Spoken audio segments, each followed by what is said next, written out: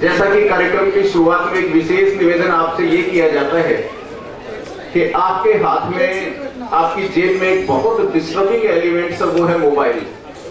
उसको आप vibrant mode पे या उसका स्विच ऑफ कर दें, ताकि कार्यक्रम में जो विशेष उपयोगी बातें आपके लिए बताई जाए उसको आप ध्यान से सुन सकें। इसलिए पूरा निवेदन है कि अपने मोबाइल साइलेंट मोड पे रखें।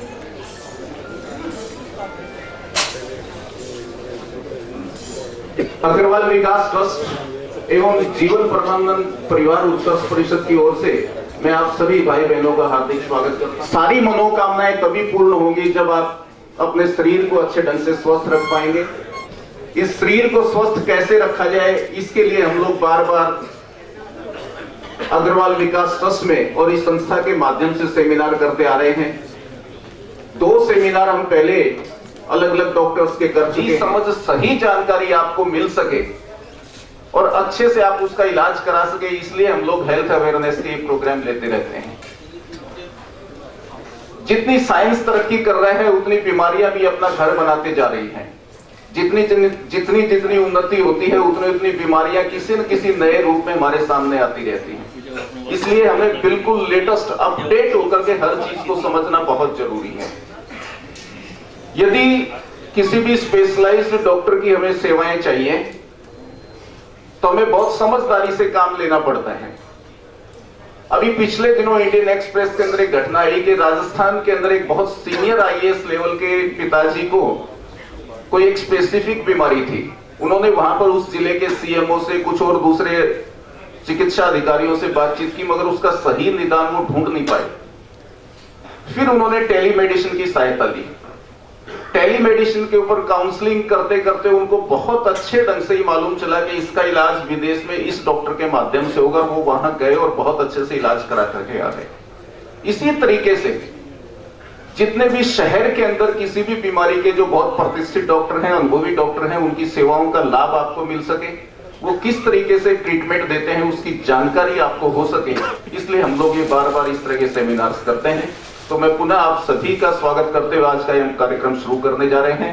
मैं हमारे अग्रवाल विकास ट्रस्ट के सभी पदाधिकारी, श्री कैलाश जी जैन, पूर्व अध्यक्ष हमारे श्री श्याम जी गुप्ता, सेक्रेटरी श्री अशोक जी कानूनगो, और जीवन प्रबंधन के हमारे जितने भी अन्य श्रीकांत मुंद्रा और दूसरे जितने भी लोग हैं, उनसे निवेदन करूंगा कि वो डॉक्टर साहब को यहाँ लेकर के आए और माल्यार्पण कर उनका अग्रसेन जी की, गणेश जी की मूर्ति पर माल्यार्पण कर कार्यक्रम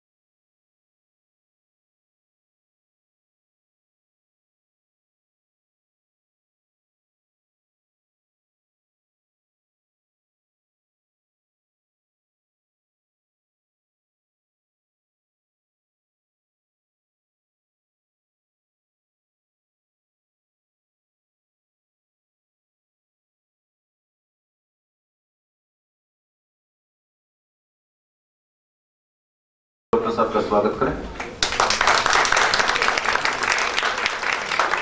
जितनी संख्या में आप यहाँ पर उपस्थित हैं, आपकी प्रेजेंस बिल्कुल लागू नहीं है। एक बार तालियां जरा जोरदार तरीके से।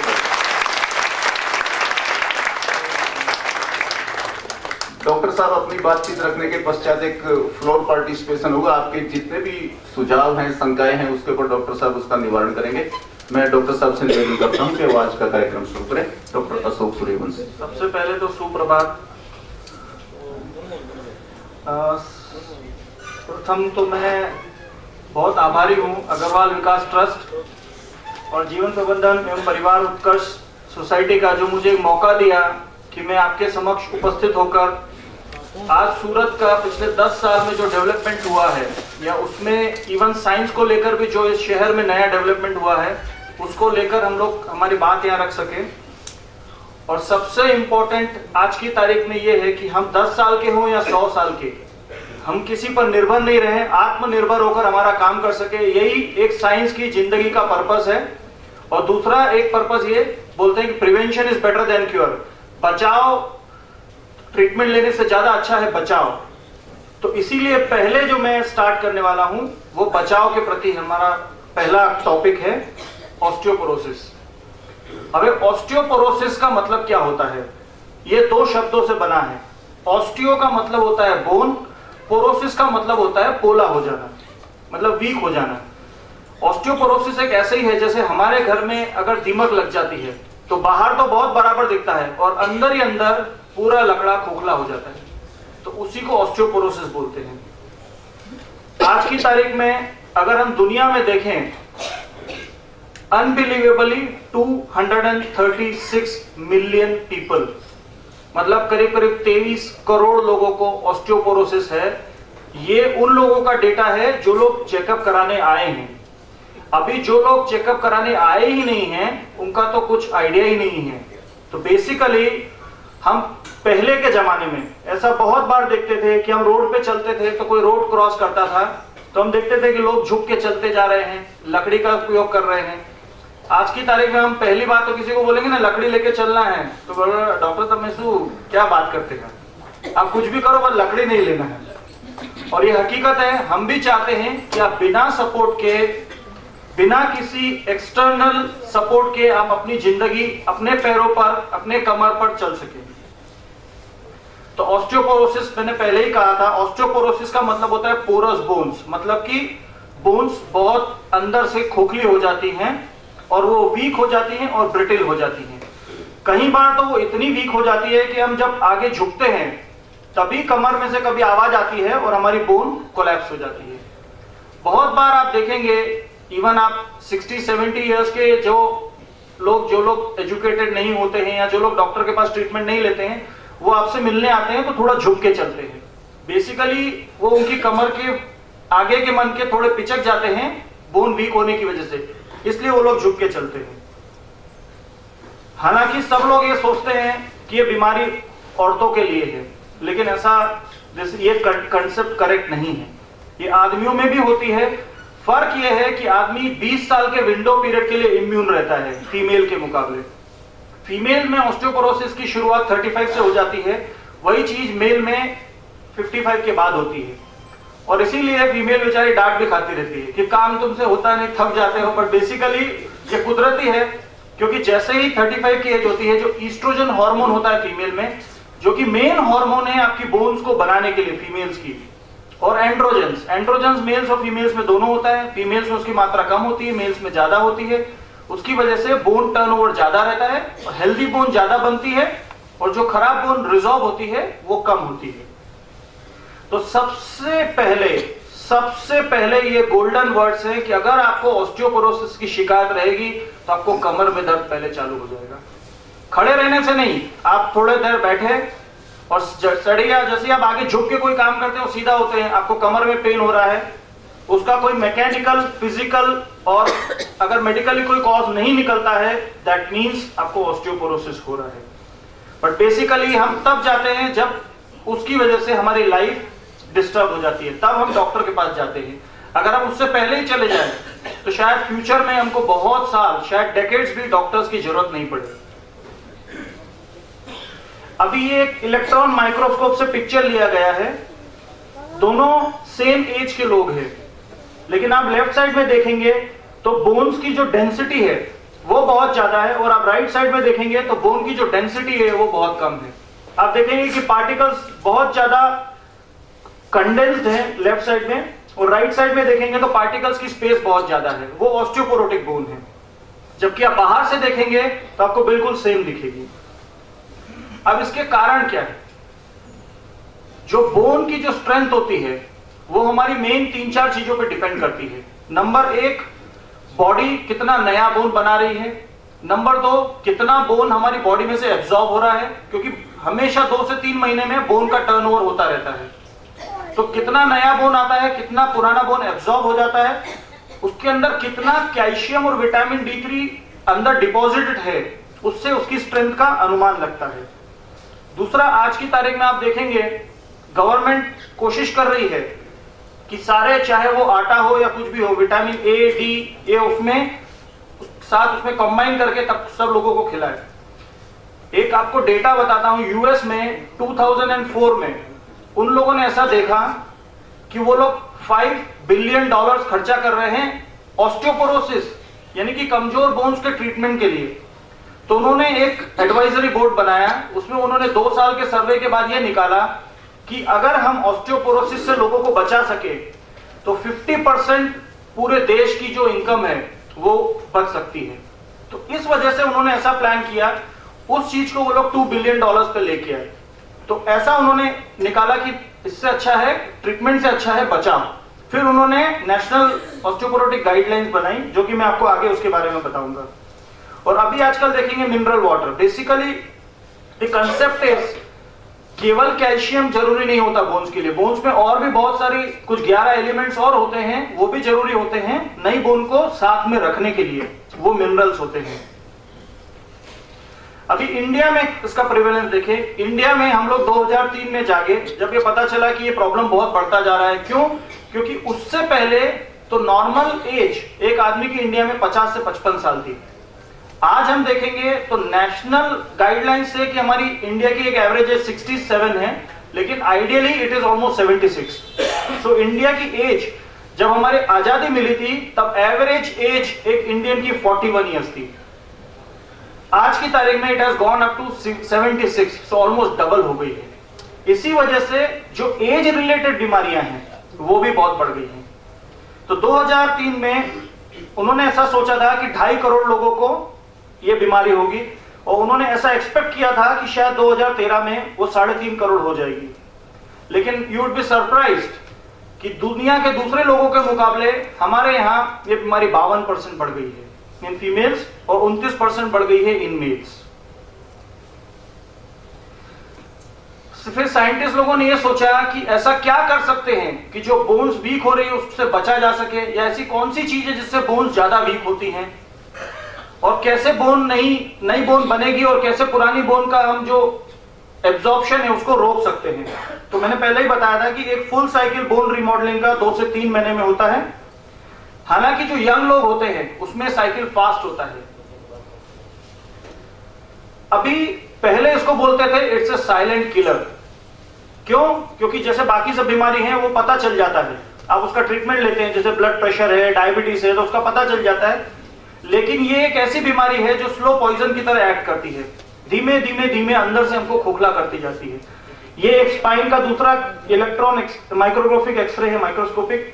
लेफ्ट साइड में आप बोन देखिए और राइट साइड में आप बोन देखिए। ये आर्किटेक्चर का प्रॉब्लम है, केवल कैल्शियम का नहीं। जो बोन मैट्रिक्स होता है, मतलब जो एक हमारा मैश होता है जिसके अंदर कैल्शियम जमा होगा, वो मैश ही वीक हो जाता है। फिर हम कितना भी कैल्शियम लेते हैं हमको फायदा नहीं होता। क्यों? क्योंकि जो कैल्शियम बोन में जमा होना चाहिए वो फ्रेम ही नहीं है, वो फ्रेम ही वीक हो जाता है। तो इस थ्योरी है वो कैसे काम करती है कि कैसे हमको ऑस्टियोपोरोसिस होता है। Number 1 is as. एज की वजह से बोन लॉस बढ़ जाता है, नई बोन नहीं बनती। फिर दूसरा है hypogonadism and menopause. Menopause one of the most important reason for osteoporosis. And clinical risk factors जैसे डायबिटीज, हाइपरथायरॉयडिज्म वो प्रॉब्लम, और हाई बोन टर्नओवर कभी कभी क्या होता है, जो लोग एक्सट्रीम टेम्परेचर्स में काम करते हैं उनका बोन टर्नओवर बहुत हाई हो जाता है, लेकिन अगर वो ध्यान नहीं देंगे तो बोन बनेगी कम और एब्जॉर्ब ज्यादा होगी, उसमें भी ऑस्टियोपोरोसिस हो सकता है।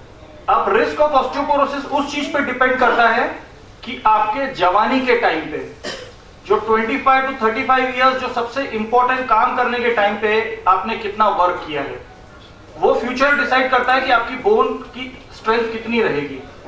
इसीलिए हम देखते हैं जो लोग स्ट्रॉन्ग वर्कर्स होते हैं, आप देखेंगे मिलिट्री वाले या पुलिस वाले, जिन लोग बहुत काम करते हैं, आप उनको 65-70 पे भी देखेंगे, जो कमिश्नर्स रहते हैं, दे लुक क्वाइट हेल्दी, क्योंकि वो लोग लाइफ टाइम उस एक्सरसाइज शेड्यूल में रहते हैं। उन लोगों को टाइम मिलता ही नहीं, उन लोगों को सवेरे 5-6 बजे से they start doing parades and everything. तो इसलिए उनकी बोन टर्नओवर ज्यादा रहता है, लेकिन बनने वाली बोन ज्यादा होती है और कमजोर बोन जो एब्जॉर्ब होने वाली है वो कम हो जाती है। तो इसका मतलब यह है कि exercise is one of the most important element कि बोन स्टॉक को हम कैसे मेंटेन कर सके। दूसरी चीज, आप केवल एक्सरसाइज कर रहे हैं और अगर हम सप्लीमेंट्स नहीं ले रहे जो बॉडी को चाहिए, तो भी उसका कोई फायदा नहीं होगा। अगर आप विटामिन डी नहीं लेंगे और कैल्शियम नहीं लेंगे डाइट में, जब बच्चा छोटा होता है तो हम बोलते हैं दूध पी लो, दूध पी लो। वो दूध की जो प्रथा चली आ रही है उसके पीछे कारण ही यही था कि विटामिन, कैल्शियम और विटामिन डी बोन्स की ग्रोथ के लिए बहुत जरूरी होता है। और इसीलिए जो लोग बच्चे दूध बराबर से पीते हैं, दिस इज अ फैक्ट, वो लोग जल्दी से ग्रो करते हैं and they are more healthy, वो लोग जल्दी थकते नहीं हैं। तीसरी चीज, हम लोग जो पहले करते थे, बच्चे की मालिश करके हम उनको धूप में लिटा देते थे। आज की तारीख में हम देखेंगे तो धूप में निकलना तो किसी को भी पसंद नहीं है, और दूसरा, हम धूप में निकलते हैं तो वी गेट अ सनस्क्रीन कि हमारा स्किन का कलर नहीं चेंज हो जाए। तो सनस्क्रीन आपकी 78%, जैसे SPF 50, SPF 20 जो सन प्रोटेक्शन फैक्टर्स हैं, वो जितना हायर रहता है उतना उस सन की यूवी रेज को रिफ्लेक्ट कर देता है, और उतना विटामिन डी हमारी बॉडी में नहीं बनता है। विटामिन डी दो चीजों से बनता है। विटामिन D3 जो होता है वो 125 डाइहाइड्रोक्सीकोलीकैल्सिफेरॉल बोलते हैं उसको। तो जो पहला मॉलिक्यूल होता है वो स्किन में बनता है। स्किन में जब सन रेज एब्जॉर्ब होती हैं तब पहली बार वो विटामिन D3 का पहला पार्ट बनता है, और सेकेंड पार्ट बनता है किडनी में। इसीलिए जिन लोगों को लॉन्ग स्टैंडिंग किडनी प्रॉब्लम्स होती हैं उनमें भी विटामिन डी बनता नहीं है, तो उस टाइम पे हमको सप्लीमेंट्स की जरूरत पड़ती है। अभी ये मल्टी डिटेक्टर सीटी है, किसी पेशेंट का किया है, फीमर के हेड का। आप ऊपर और नीचे तस्वीर देखिए। ऊपर आप देखेंगे तो आपको बिल्कुल डेंस बोन दिखेगी, और नीचे आप देखेंगे तो वो ऑस्टियोपोरोटिक बोन है जो ब्लू कलर की है। तो बोन्स कैसे हेल्दी रह सकते हैं, अब हम लोग ये डिसाइड करते, ये चलते हैं कि बोन कैसे हेल्दी रहेगी। सबसे इंपॉर्टेंट चीज है एक्सरसाइज।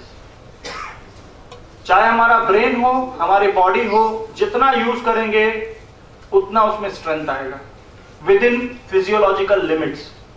फिजियोलॉजिकल लिमिट्स हर एक आदमी की अलग होती है, फीमेल्स की अलग होती है। फीमेल्स की physiological limit is 3 to 4 kilometre in a day, males की physiological limit 6 to 10 kilometre per day की होती है। तो दोनों कंपेयर नहीं कर सकते, दोनों का भगवान ने फिजियोलॉजिकल स्ट्रक्चर अलग दिया है, मसल्स अलग दी हैं। फीमेल्स में 29% फैट ज्यादा होता है मेल्स के कंपैरिजन में, मेल्स में मसल मास ज्यादा होता है और फैट मास कम होता है, इसलिए दोनों को कंपेयर नहीं कर सकते।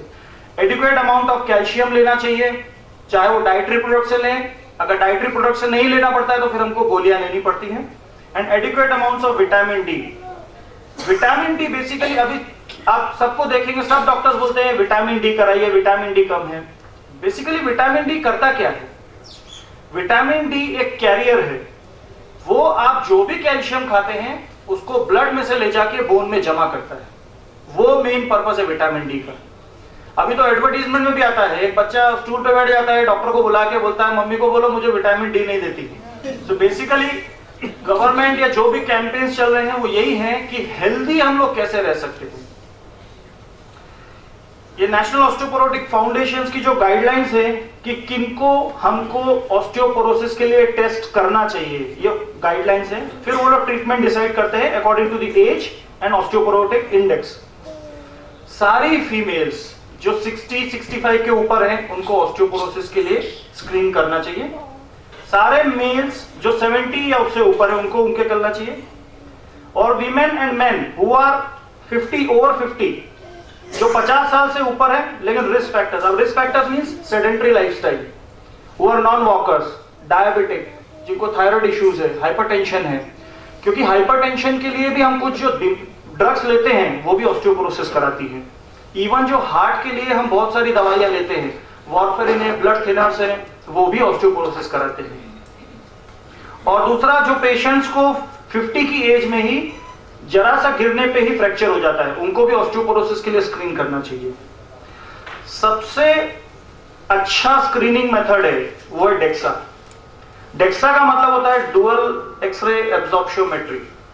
वो सबसे इंपॉर्टेंट होता है। इट इज बेस्ड, उसमें क्या करते हैं, वो एक बीम डालते हैं आपकी बोन में, और जो बोन में जितना बीम पास होता है, अगर उससे रिफ्लेक्ट होता है तो जितना बीम एब्जॉर्ब होता है वो आपकी स्ट्रेंथ होती है। तो this is the most efficient way कि आपको पता चले कि आपकी बोन में कितना स्ट्रेंथ है। रिस्क फैक्टर्स मैंने पहले ही बताया, sex, age and race. Females को ज्यादा होता है, स्पेशली जैसे वो मीनोपॉज में आते हैं तो तुरंत बहुत ज्यादा प्रॉब्लम्स आ जाते हैं। एज, जितना एज बढ़ेगा आपको ऑस्टियोपोरोसिस बढ़ता ही जाएगा। अभी सबसे इंपॉर्टेंट चीज है रेस। रेस का मतलब होता है हम किस एथनिक ग्रुप को बिलोंग करते हैं। ऐसा देखा गया है कि जो व्हाइट्स हैं और साउथ ईस्ट एशियंस हैं उनमें ये ज्यादा होता है, स्पेशली जो ब्लैक्स होते हैं उनमें ये प्रॉब्लम्स कम होता है। उसका एक reason is because environmental issues भी देते हैं। आप ब्लैक्स को देखेंगे तो वो लोग ज्यादा टाइम सन में रहते हैं, ज्यादा काम करते हैं, थोड़ा वार्मथ रहता है, इसलिए वो लोग हाउस बाउंड नहीं रहते। ये दूसरा एक टेक्निक है, ये टेक्निकल चीज है, इसलिए मैं ये अदर मोडालिटी है ये देखने के लिए कि हमारी बोन्स कितनी वीक हो रही हैं। अभी ईटिंग डिसऑर्डर्स, कुछ फीमेल्स कैसा रहता है, हम लोग डाइटिंग पे बहुत ज्यादा ध्यान दे रहे हैं आजकल। तो डाइटिंग में क्या होता है, डाइटिंग का मतलब ये नहीं है कि डाइट नहीं खाना, डाइटिंग का मतलब है कि प्रॉपर डाइट कैसे खाना है, वो बहुत इंपॉर्टेंट है। आपकी जो डाइट है, अभी आप कोई भी स्पीकर को सुनेंगे तो वो यही बोलेंगे कि वो लोग आपकी जो दिन भर की खाने पीने के पैटर्न को है वो लोग डिवाइड कर देते हैं। आप हर 2 घंटे में खाइए, थोड़ा थोड़ा खाइए, उसमें प्रोटीन्स ज्यादा होना चाहिए, फैट्स और कार्बोहाइड्रेट्स कम होना चाहिए। तो बैलेंस डाइट बहुत इंपॉर्टेंट है। डाइटिंग का मतलब ये नहीं कि बस हम कुछ खा ही नहीं रहे हैं। बेसिकली आप जितना भूखे रहते हैं फिर आप कुछ भी खाते हैं तो बॉडी सारा का सारा एब्जॉर्ब कर लेती है। जबकि आप अगर बॉडी को थोड़े थोड़े टाइम पे देते जाएंगे तो बॉडी सेटिस्फाइड रहेगी, वो आपका 30-40% एब्जॉर्ब करेगी, 70% रिजेक्ट कर देगी। तीसरी चीज, हम बहुत भूखे रहते हैं और सडनली जब खाते हैं तो हमारी खाने की स्पीड इतनी ज्यादा होती है, इससे पहले कि ब्लड शुगर बढ़े, वो जो सेटिस्फैक्टरी लेवल आए, उससे पहले हम बहुत ज्यादा खा चुके रहते, तो बाकी सब का सब लीवर में जाके स्टोर हो जाता है। तो ये सब चीजें बहुत इंपॉर्टेंट हैं। बहुत भूखा नहीं रहना चाहिए, इससे शरीर की लॉन्गिंग बहुत बढ़ जाती है, फिर हम जो भी खाते हैं वो एब्जॉर्ब कर लेता है। दूसरा, आज की तारीख में सब लोग, किसी को संधिवा है, किसी को स्किन का प्रॉब्लम है, किसी को एस्थमा है, इसके लिए हम लोग बहुत सारी दवाइयां लेते हैं। उसमें कुछ स्टीरॉइड्स होते हैं, कुछ स्टीरॉइड जैसी दवाइयां होती हैं, वो भी हमारी बोन्स को वीक करती हैं। और दूसरा, थायराइड हार्मोन। अभी वो प्रूवन फैक्ट है कि थायराइड जब ज्यादा हो जाता है तो वो बोन के टर्नओवर को बढ़ा देता है, तो बोन एब्जॉर्ब होना कम, बोन नहीं बनना कम हो जाती है और एब्जॉर्ब होना ज्यादा हो जाती है। तो ये ऐसे ही एक और एक्सरे है, इलेक्ट्रॉन माइक्रोस्कोपिक एक्सरे, ये बताने के लिए कि जो थायराइड हार्मोन की वजह से बोन्स कितनी वीक हो जाती हैं। अदर मेडिकेशन, और ऐसी कौन सी मेडिसिन है जो हमारी बोन्स को वीक कर देती हैं, वो मैंने बताया। जैसे हम बाईपास कराते हैं या एंजियोप्लास्टी कराते हैं तो उसके लिए हम जो दवाइयां लेते हैं, ब्लड थिनर्स लेते हैं या इवन हाइपरटेंशन के लिए कुछ दवाइयां लेते हैं, वो बोन्स को वीक करती हैं। कुछ दवाइयां ऐसी है जैसे हम रूमेटिज्म के लिए लेते हैं, वो भी हमारी बोन्स को वीक करते हैं। एंड कैंसर्स तो खैर वो तो हर आदमी को पूरा ही खोखला कर देते हैं। कीमोथेरेपी लेते हैं, वो भी हमारी बोन्स को बहुत वीक करते हैं।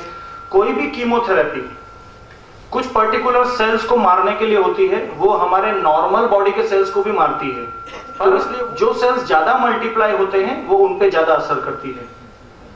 फिर कैल्शियम हम लोग कम लेते हैं, उसकी वजह से भी ऑस्टियोपोरोसिस हो सकता है। और कौन सी ऐसी मेडिकल कंडीशंस हैं, बहुत बार हम लोग एसिडिटी के बहुत शिकार हो जाते हैं, तो हम लोग बेसिकली एंटासिड्स खाते रहते हैं, जबकि कैल्शियम एब्जॉर्ब ही एसिडिक मीडियम में होता है।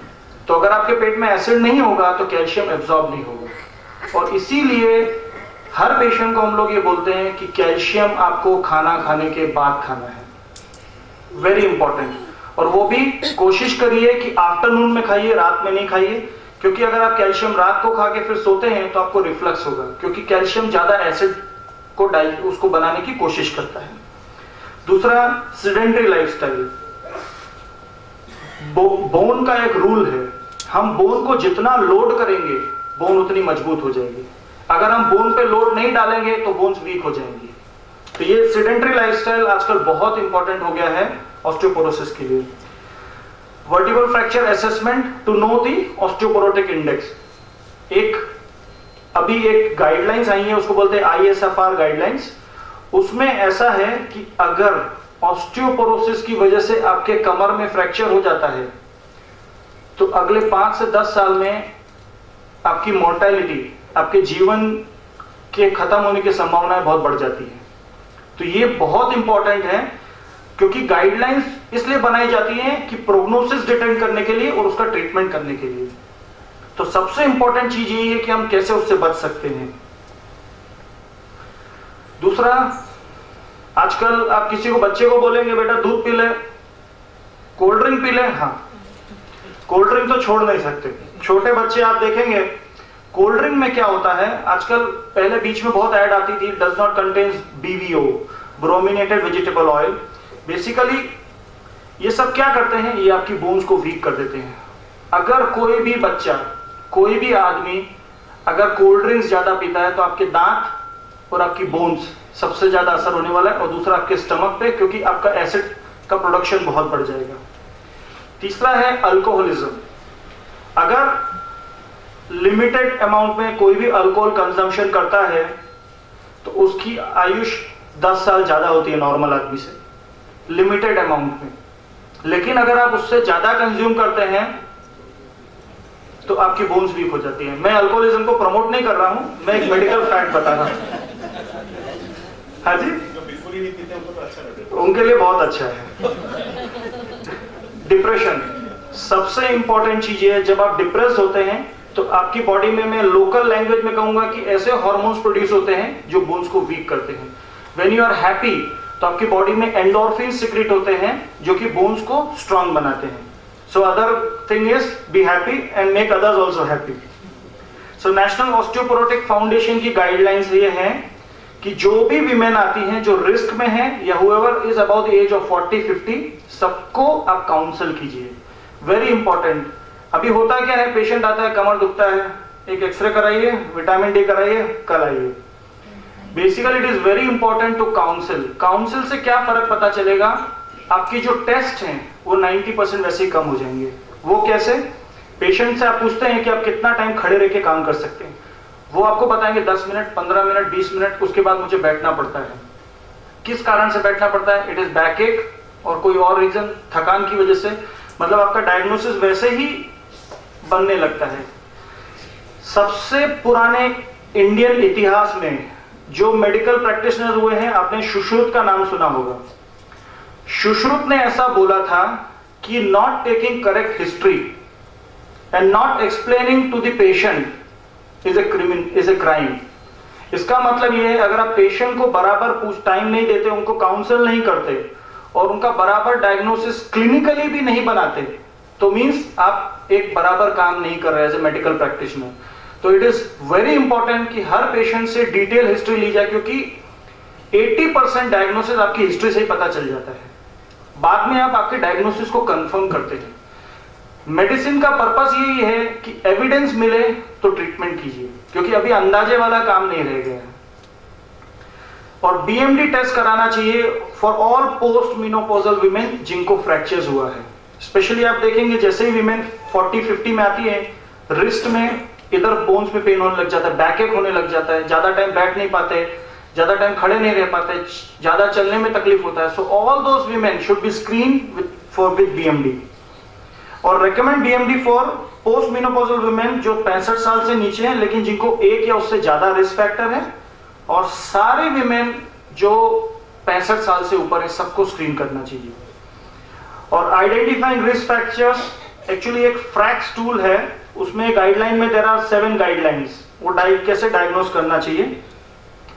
तो रिस्क फैक्टर्स जो फ्रैक स्कोर में आते हैं, सबसे पहले age, then sex, then weight in kilograms, then height in centimetre. Basically वो बीएमआई को कैलकुलेट करने के लिए होता है। आपको कभी हिप में फ्रैक्चर हुआ है बिकॉज ऑफ ऑस्टियोपोरोसिस, या फिर आप स्मोकिंग करते हैं या अल्कोहलिज्म करते हैं या आपको संधि हुआ है, ये सब रिस्क फैक्टर्स होते हैं बेसिकली। एंड टेस्टेड डायग्नोसिस मैंने आपको पहले ही बताया था कि उसके लिए सबसे अच्छा होता है डेक्सा। और आजकल बहुत सारे लोग जो डेक्स मींस पे हमारा बीएमडी का स्कैनिंग होने वाला है, तो एक छोटा मशीन आता है जिसमें हम अपना पैर रखते हैं, वो अल्ट्रासोनोग्राफी के ऊपर बेस्ड होता है। उसमें क्या होता है, अल्ट्रासोनोग्राफी से इस तरफ से अल्ट्रासाउंड पास होता है और कितना परसेंटेज सामने वाले उसमें रिसीव होता है, उससे पता चलता है कि आपकी बोन मिनरल की डेंसिटी कितनी ज्यादा है और कितना रिफ्लेक्ट होता है। तो जितना कम पास होगा आपकी बोन मिनरल डेंसिटी उतनी ज्यादा होती है। बेसिकली ये क्विक फायर मेथड है, लेकिन उसकी accuracy is almost 40%, it is not 100% accurate. किसी को भी मनके में प्रॉब्लम है या मनके में कोलैप्स हो गया है, उसको स्क्रीन करना चाहिए।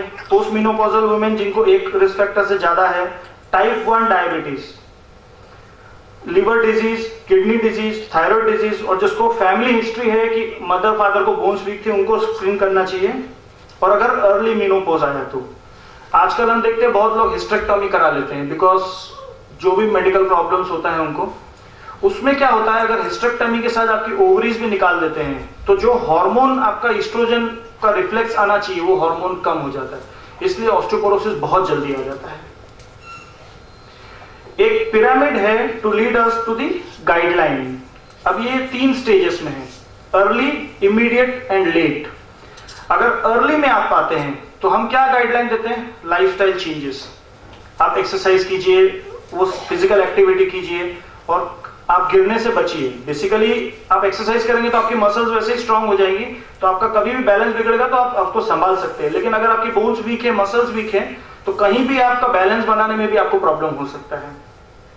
एड्रेस सेकेंडरी फैक्टर्स, जैसे आप डायबिटीज की दवाई लेते हैं, अभी कंपल्सरीली सारे डायबिटीज को विटामिन B12 और विटामिन डी देना ही चाहिए, लेकिन ऐसा हो नहीं पाता क्योंकि वो पहले से 4-5 दवाइयां लेते हैं, तो और दवाइयां ऐड नहीं करने की वजह से बहुत सारे डॉक्टर्स यहाँ नहीं लिखते हैं। बट बेसिकली सारे डायबिटिक्स और सारे थायराइड वालों को आपको विटामिन डी और B12 लेना ही चाहिए।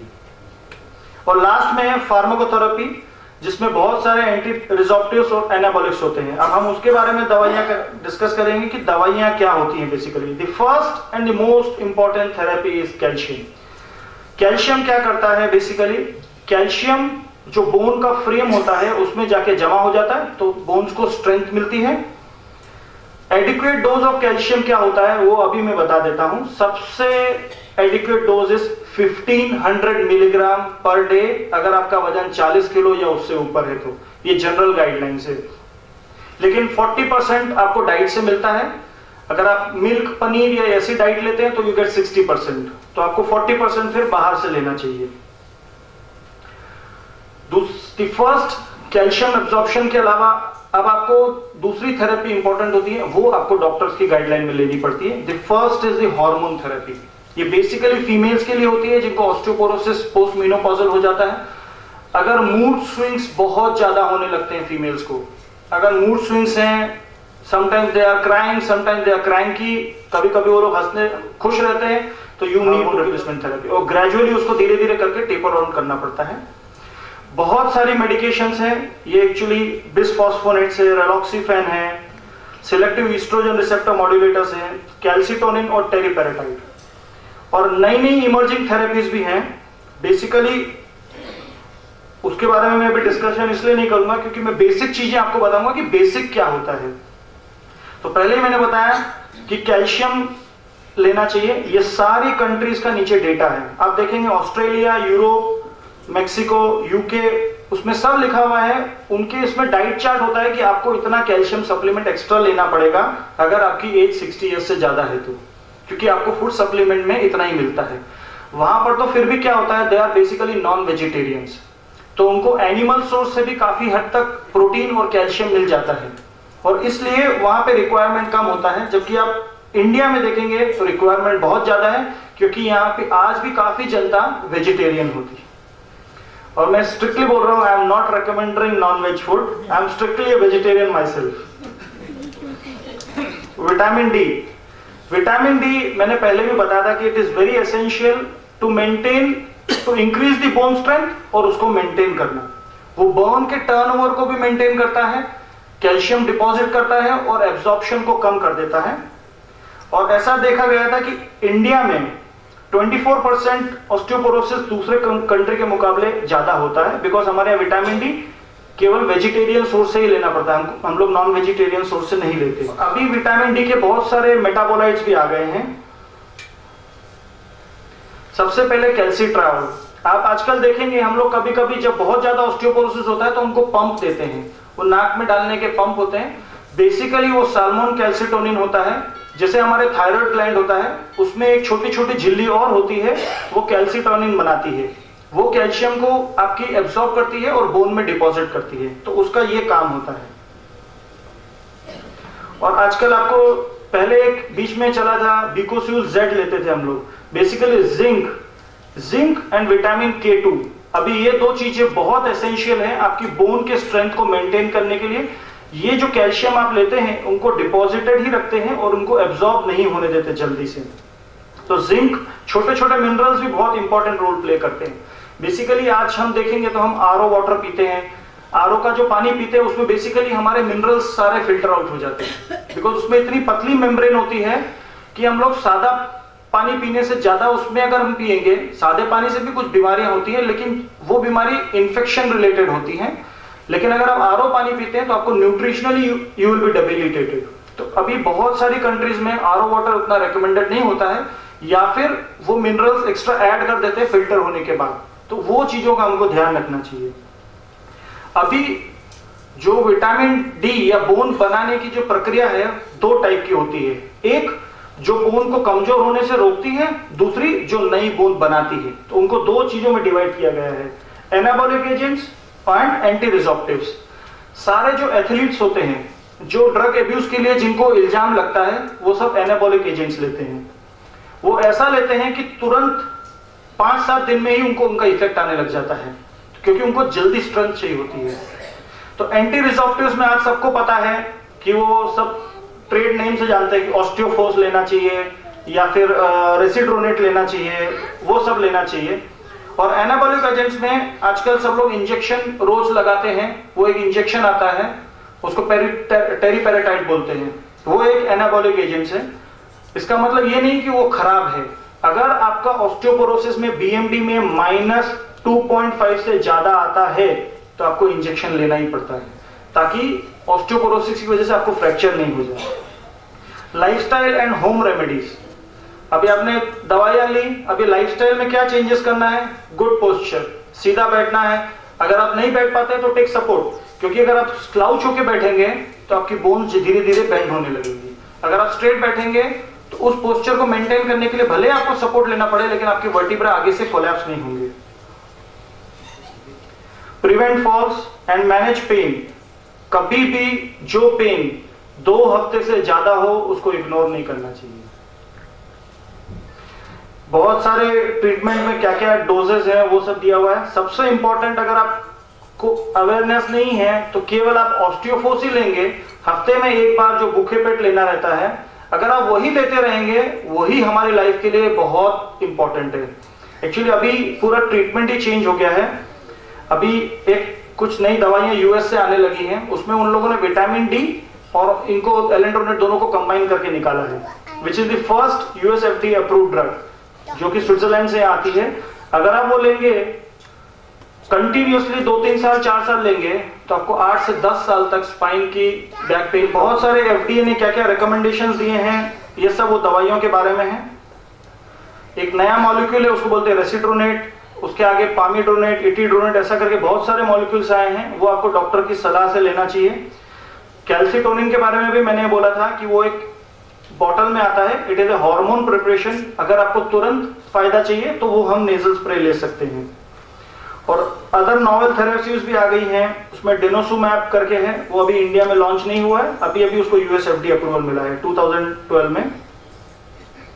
सो बहुत सारे न्यू मोडालिटीज ऑफ ट्रीटमेंट है, लेकिन सबसे इंपॉर्टेंट चीज ये है हमको बोन्स को कमजोर होने से रोकना है, और बोन मजबूत कैसे हो सके वो लाइफस्टाइल और फार्माकोलॉजिकल ट्रीटमेंट को हमको एक्सेप्ट करना है, वो बहुत इंपॉर्टेंट है।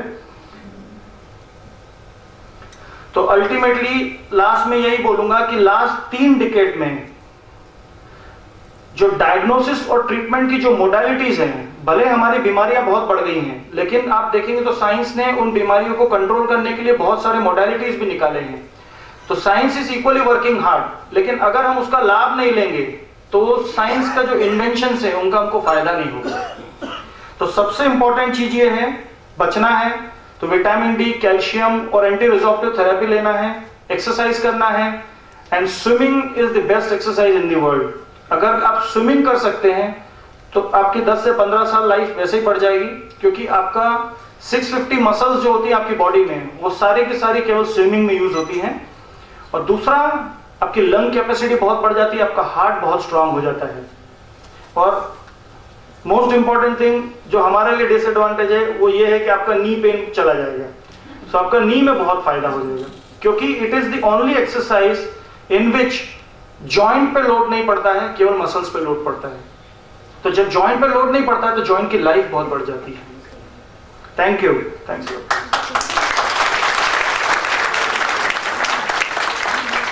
ऑस्टियोपोरोसिस में कुछ पूछना है क्वेश्चन तो कि we should start later on.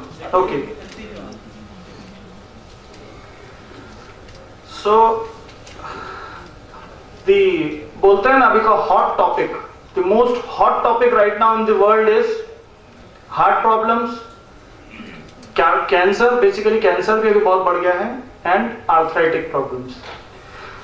आज की तारीख में आप इंडिया में देखेंगे 7.5 करोड़ लोगों को आर्थराइटिस है। हमारे यहाँ पे पूरी दुनिया की 20% पॉपुलेशन रहती है, पूरी दुनिया की 6.5 बिलियन लोगों में से आज हमारे यहाँ पे 1.25 बिलियन लोग हैं। और उसी प्रमाण में जैसे जैसे हमारी एजिंग पॉपुलेशन बढ़ रही है, हमारी आर्थराइटिस की प्रॉब्लम बहुत ज्यादा बढ़ रही है। लेकिन सबसे बड़ा इशू ये है, आप विश्वास नहीं करेंगे कि 7.5 करोड़ में से केवल 1.25 लाख लोग डॉक्टर के पास जाते हैं ट्रीटमेंट लेने के लिए हर साल। बाकी लोग ये सोचते हैं कि ये प्राकृतिक है, ये तो हमारे कर्मों की सजा है जो हम भुगत रहे हैं, या ये हमारी एज के कारण से है, इसका कोई ट्रीटमेंट नहीं होता, और वो उसके हिसाब से ही भुगत रहे हैं। अभी दुनिया बहुत बदल गई है। साइंस प्रकृति के अगेंस्ट के लिए नहीं है, साइंस प्रकृति को साथ में लेके चलने के लिए है, और उसका फायदा लेके हम कितनी उन्नति कर सकते हैं, साइंस हमारी उसमें मदद करता है। आज हम टीवी देखते हैं, हमको लगता है कि टीवी आ रही है, लेकिन अगर साइंटिस्ट ने मेहनत नहीं की होती सैटेलाइट लॉन्च करने के लिए तो हम वो नहीं देख सकते। तो साइंटिस्ट लोग बहुत मेहनत कर रहे हैं कि कैसे हम हर इंसान की जिंदगी को बेटर बना सके। कैसे सबसे ज्यादा आर्थराइटिस घुटने का होता है, तो मैं सबसे पहले घुटने को लूंगा। हमारे घुटने के अंदर 3 हड्डियां होती हैं। ऊपर की बोन को फीमर बोलते हैं, नीचे की बोन को टिबिया बोलते हैं, और जो सेंटर में होती है उसको ढांकड़ी बोलते हैं, पटेला।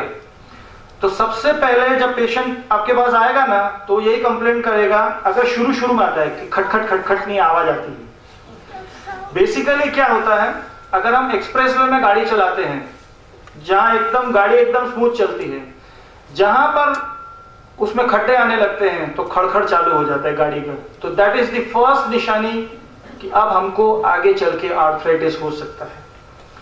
स्ट्रिक्टली, और जो इंडियन टॉयलेट यूज करते हैं, सबसे पहले आपको पता कब चलेगा, जब आप इंडियन टॉयलेट में से खड़े होते हैं, आपको पेन होता है, आपको समझ जाना चाहिए कि अब मेरे कार्टिलेज में प्रॉब्लम चालू हो गया है और हमको लाइफस्टाइल चेंज करना है या डॉक्टर्स की सलाह लेनी है। अगर आप सलाह लेंगे, बिलीव मी 25 इयर्स तक आपको कोई प्रॉब्लम नहीं होगा। लेकिन बेसिकली हम डॉक्टर के पास कब जाते हैं, जब हम थोड़ा थोड़ा डिस्को करने लग जाते हैं, या जब हम थोड़ा थोड़ा लंगड़ा के चलने लगते हैं, तब हम डॉक्टर के पास जाते हैं। तब डॉक्टर बोलता है ये बहुत एडवांस स्टेज में है, अभी हमारे पास भी और कोई ऑप्शन नहीं है।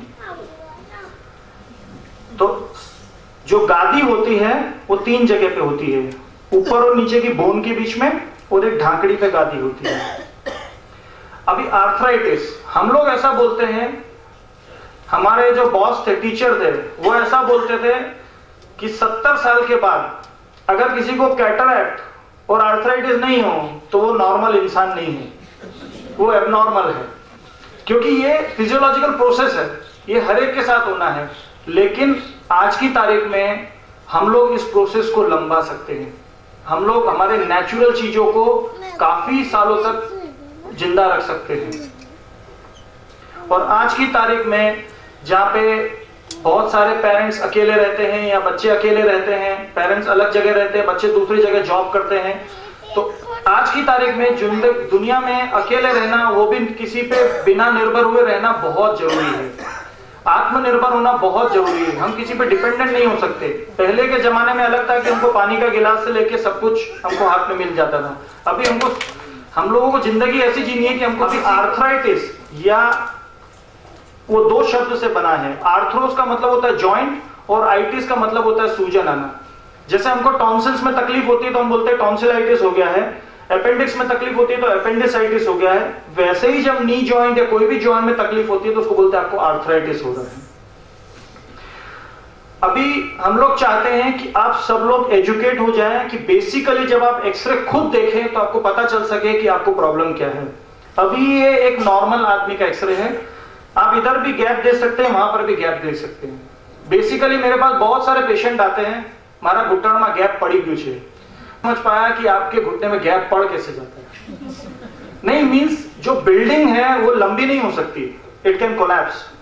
तो जो घुटने में घसारा होता है तो आपकी गैप कम होती है, कभी बढ़ नहीं सकती। ओके, जो चीज घिसेगी उसकी हाइट कम होगी। तो इसको स्टेज 3 आर्थराइटिस बोलते हैं। अभी आर्थराइटिस की भी 3 स्टेजेस होती हैं, एक्चुअली 4 होती हैं। हमारे यहाँ पे 4 स्टेज भी देखने को मिलता है जब पैर टेढ़े हो जाते हैं। यूएस में तो वो लोग 3 स्टेज से ऊपर जाते ही नहीं। तो ये स्टेज 3 है, जब आप देख सकते हैं दोनों बोन्स एक दूसरे को मिल गई हैं। अभी हम जब घुटने को खोलते हैं तो बेसिकली क्या होता है कार्टिलेज, वो आपको देखना चाहिए।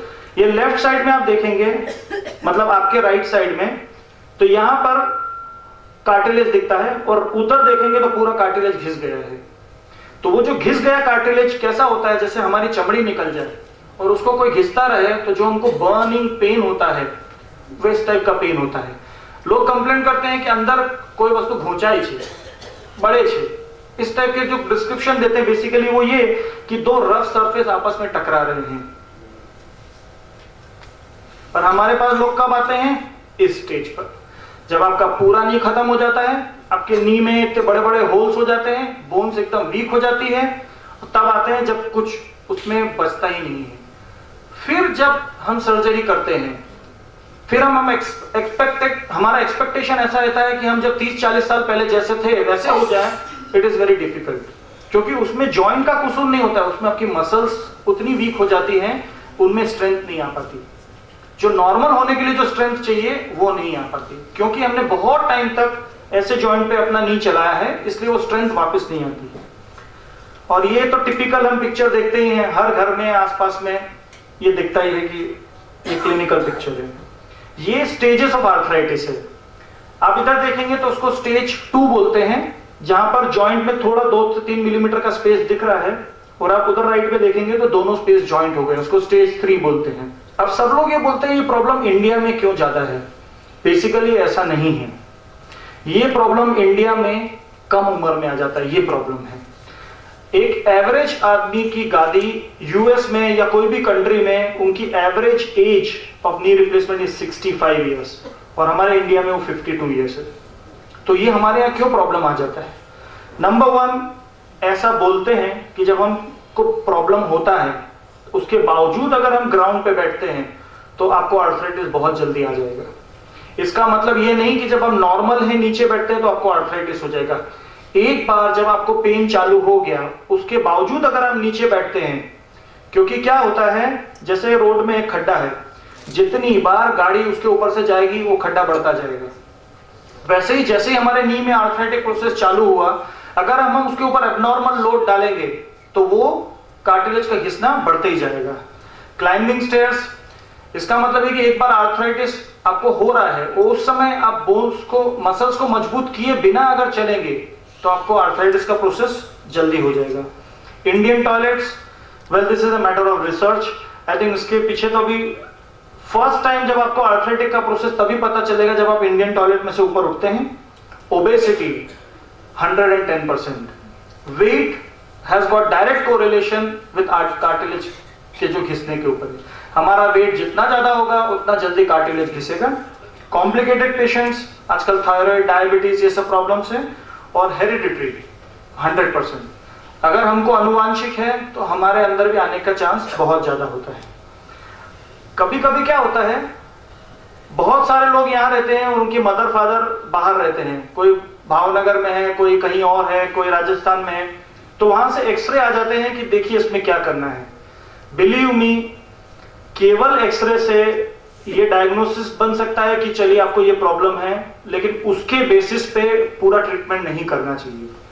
हम लोग कभी कभी देखते हैं कि एक्सरे बहुत खराब होता है, पेशेंट को उतना प्रॉब्लम नहीं होता, वो पेशेंट को कुछ नहीं करना है, फिजियोथेरेपी और मेडिसिन देना है। कभी कभी घसारा होता है लेकिन प्रॉब्लम उससे बहुत ज्यादा होती है, उसमें हमको इंटरवेंशन करना चाहिए। कोई भी चीज जब आपकी साइक को अफेक्ट करती है, वो चीज आपको ठीक करना बहुत जरूरी है, नहीं तो आप लाइफ टाइम के लिए साइकोलॉजिकली डिप्रेस हो जाएंगे कि ये प्रॉब्लम मेरा कभी ठीक नहीं हो सकता। सो सबसे पहले treat the patient not the disease, ये बहुत इंपॉर्टेंट कि आपको पेशेंट को ऐसे होल ट्रीट करना चाहिए। तो कभी कभी एक्सरे बहुत खराब दिखता है, ये एक ही पेशेंट का एक्सरे है, एक्सरे पेशेंट का बहुत खराब है लेकिन पेशेंट बहुत अच्छा है, हमने बोला आपको कुछ नहीं करना अभी। So what are the problem of arthritis? सबसे मेन तकलीफ क्या होती है घसारे से? तो मेन चीज ये दर्द, दर्द और अतिशय दर्द। फिर दूसरा, मूवमेंट कम हो जाना। पेशेंट बोलता है पहले तो मैं पलाथी मार सकता था, अभी मेरा पैर मुड़ता नहीं है, पलाथी नहीं लगती है। तीसरा, पहले वो बोलते हैं मैं मंदिर जाता था, मैं सब्जी लेने जाता था, अभी मैं घर से बाहर निकलता हूं तो थोड़ा चलने के बाद मुझे पेन होने लगता है। तो आपकी एक्टिविटी कम होती जाती है। चौथा, डिफॉर्मिटी, पैर टेढ़े होने लग जाते हैं, या तो अंदर की साइड या बाहर की side. And most important thing जो वो लोग एक्सप्लेन नहीं कर पाते हैं वो है इमोशनल डिस्टर्बेंस। अब इमोशनल डिस्टर्बेंस क्या होता है, हम वो तब रियलाइज करते हैं जब हमारी एज बढ़ती है, तो हमको रियलाइज होता है कि हम वो सब चीजें नहीं कर पा रहे हैं जो हम कर सकते थे। अभी जो ग्रैंड पेरेंट्स हैं वो अपने नाती पोतों के साथ खेलना चाहते हैं, वो कहीं बच्चे उनके फॉरेन टूर पे जाते हैं तो उनकी भी इच्छा होती है कि मैं भी एक बार जाऊं, लेकिन उनकी रिस्ट्रिक्शंस की वजह से वो लोग ये सब चीजें नहीं कर पाते, तो ultimately they start going in depression. और वो ये स्लो प्रोसेस है, ये पता नहीं चलता है। सो आर्थराइटिस कितने प्रकार का होता है? एज सच तो 100 से ज्यादा प्रकार का होता है, लेकिन जो सबसे कॉमन होता है वो होता है ऑस्टियोआर्थराइटिस। इसका मतलब कि जो उम्र के कारण से जो घसारा होता है उसको ऑस्टियोआर्थराइटिस बोलते हैं। वो 90% पेशेंट्स में होता है। बाकी 10% में सबसे ज्यादा कॉमन है वो है संधिवा, जिसमें सारे जॉइंट्स आपके पकड़ जाते हैं। सवेरे सवेरे बेड से उठते हैं तो पहले 1 घंटा चलने में और हर मूवमेंट करने में बहुत तकलीफ होती है, उसको संधिवा बोलते हैं। फिर और भी प्रकार के आर्थराइटिस होते हैं जो चमड़ी के रोग के साथ में आते हैं, आपको ब्लेफराइटिस के साथ में आते हैं, किसी को अल्सरेटिव कोलाइटिस के साथ में आर्थराइटिस आता है। आर्थराइटिस तो कितने भी प्रकार का हो, लेकिन सब में प्रॉब्लम एक ही होता है, आपके जॉइंट्स खिंच जाते हैं, सूजन आ जाती है और आपका मूवमेंट कम हो जाता है। तो अल्टीमेटली आपका ट्रीटमेंट प्लान क्या होता है? सबसे पहले ट्रीटमेंट को हम लोग 5 भाग में डिवाइड करते हैं। First is education. एजुकेशन का मतलब ये है कि पेशेंट को ये बताना कि आप किस बीमारी से आपको तकलीफ है, उसके बारे में जानकारी देते हैं कि बीमारी क्या होती है और इसमें हमको क्या करना चाहिए। दूसरा, बिहेवियरल एंड एनवायरमेंटल चेंजेस। इसका मतलब ये होता है हम आसपास के आपके माहौल को बदलना, वो मैं आपको डिटेल में बताऊंगा क्या है। थर्ड है फिजिकल एंड मैकेनिकल इंटरवेंशन, कसरत करना, पट्टा पहनना, दवाइयां। एंड सी, लास्ट ऑप्शन होता है सर्जरी। जब सब ऑप्शन आपके खत्म हो जाते हैं तभी आप लास्ट ऑप्शन ये बताते हैं कि आपको सर्जरी का जरूरत है। अभी एजुकेशन में हम पेशेंट का जो एंजाइटी लेवल है उसको कम करते हैं कि आपको प्रॉब्लम क्या है। हम उसको लाइफस्टाइल के बारे में बताते हैं कि आपको ये करना चाहिए, ये नहीं करना चाहिए, तो आपके आर्थराइटिस प्रोसेस को कैसे आप रोक सकते हैं। बिहेवियर एंड एनवायरमेंटल चेंजेस, जैसे पेशेंट बोलता है मैं चल नहीं सकता, तो हम उसको एडवाइस करते हैं आप साइकिलिंग कीजिए, आप स्विमिंग कीजिए। अगर हम उसको बोलते हैं कि मुझे ज्यादा टाइम खड़े रहने में प्रॉब्लम होता है, तो हम उसको एडवाइस करते हैं कि आप एक स्टिक ले लीजिए। वो बोलते हैं हम बैठ के उठने में तकलीफ होता है, तो आप आपकी चेयर को रेस कर सकते हैं, आप वेस्टर्न कमोड यूज कीजिए, इंडियन टॉयलेट मत यूज कीजिए। तो ये सब चीजें हम उनको गाइड करते हैं। फिर कभी कभी क्या हो जाता है, पेशेंट हमारे पास आता है कि सूजन आ गई है और बोलता है मैं कसरत के लिए जाऊं कभी भी नहीं। कभी भी आपको पैरों में सूजन, घुटने में सूजन आया तो आपको तुरंत एक्सरसाइज नहीं करनी चाहिए। कभी भी कोई गुस्से में होता है तो उस समय उसको नहीं छेड़ना चाहिए, उसको पहले छोड़ दीजिए, उसको आराम दीजिए, आइस एप्लीकेशन कीजिए, मेडिसिन लीजिए और उसको सपोर्ट दीजिए। जब वो सेटल हो जाए फिर उसके साथ एक्सरसाइज करना है। वेट रिडक्शन बहुत इंपॉर्टेंट है। पर 1 kg रिडक्शन आपकी जॉइंट की लाइफ को 2 साल बढ़ा सकता है। तो ये बहुत इंपॉर्टेंट है क्योंकि ओवर द इयर्स आपका 1 kg वजन आपकी लाइफ के जॉइंट को बढ़ा सकता है। और फिजियोथेरेपी, आजकल हर कॉर्नर पे हम देख रहे हैं कि फिजियोथेरेपी सेंटर्स खुल रहे हैं क्योंकि हमारी फिजिकल एक्टिविटी इतनी कम हो गई है कि हमको फिजियोथेरेपिस्ट के पास भेजना पड़ता है।